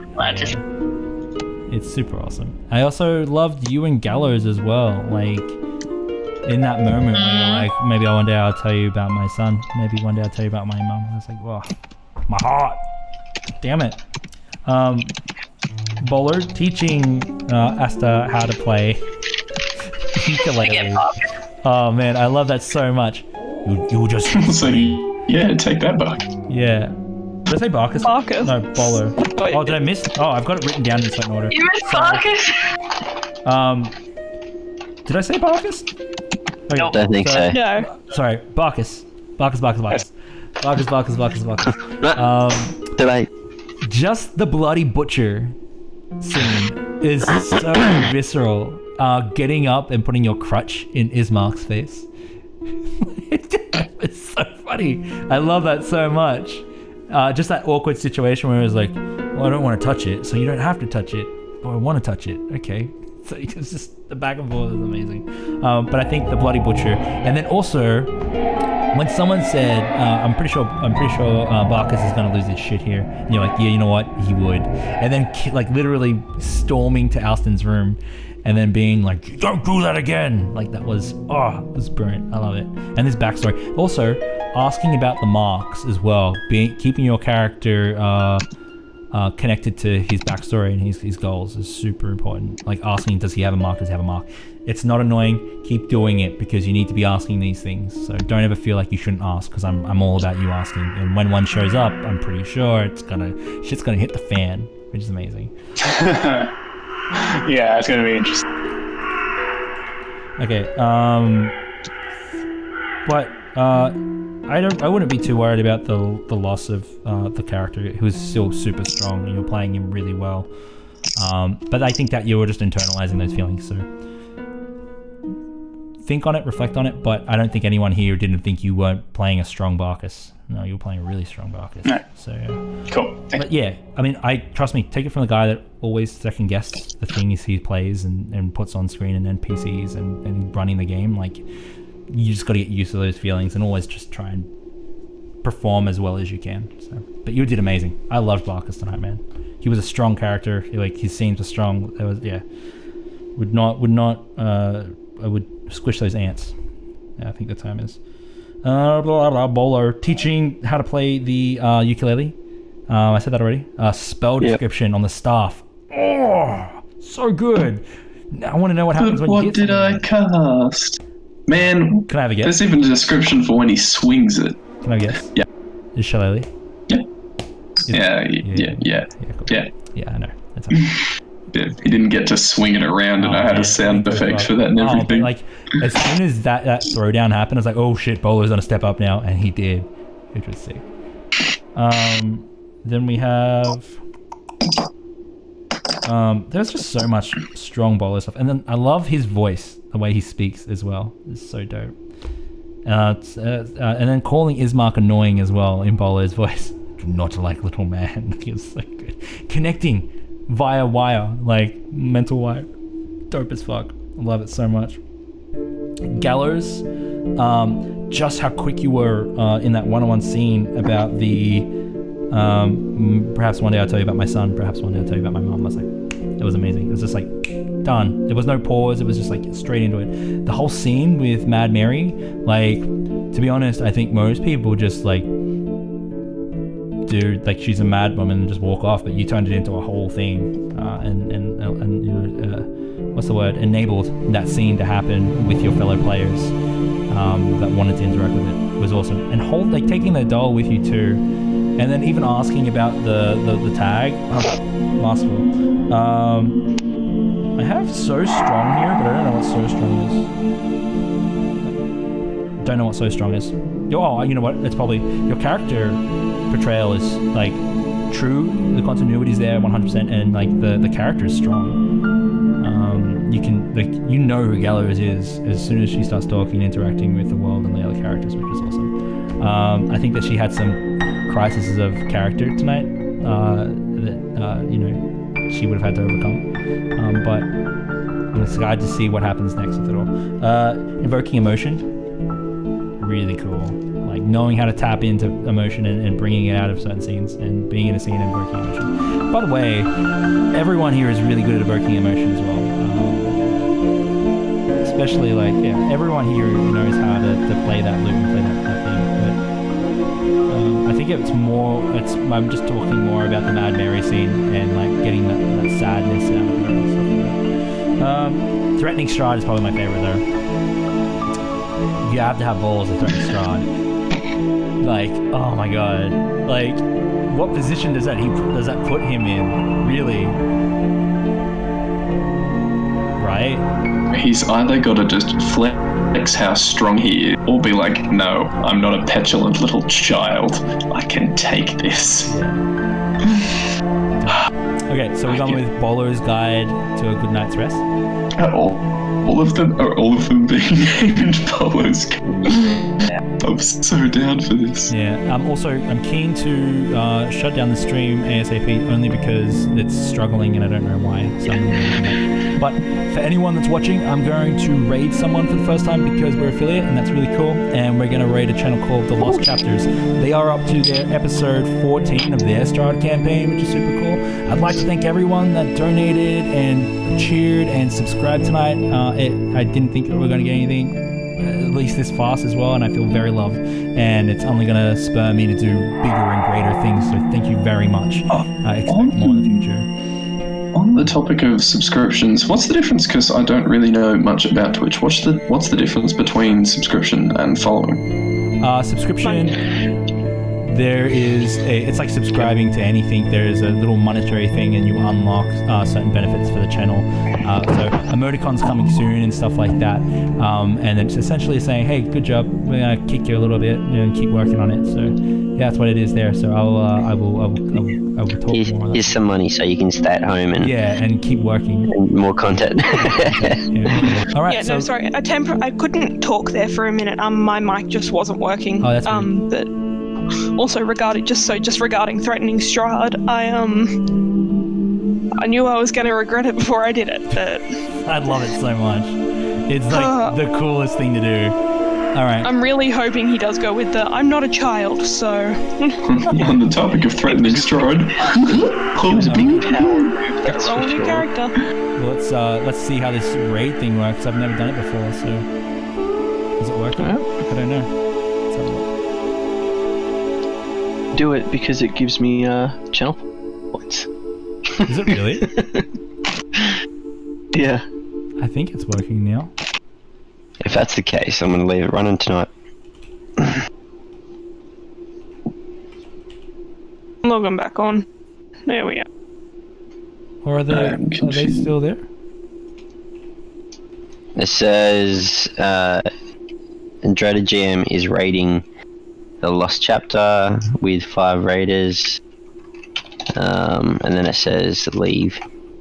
raid for 250. In however many seconds, it's gonna switch over, I'm assuming. It doesn't do it straight away, I don't think. Oh, cool. So it gives you a countdown. Yeah. Yee. I'm assuming that's so it can... Time to leave. Yeah, Well, and they are- to transfer people across. They are also apparently offline, but they are hosting someone who is online who's painting minis. Oh, really? Yep. Looks like Achilles. No, I'm I'm really going to go to bed. It's late. Trying to stay on, but You got that early as heck wake up, Oh, do you Keely? have to click the raid now? Yeah. Nope, there you go. Changed. Nah, your points go back to 0 because it's his page. Oh, okay, cool. That sucks. No, I'm getting off it. Yeah. All right. Thanks, everyone. All right. see ya. So, Have a good night, everyone. Meow. You. Okay.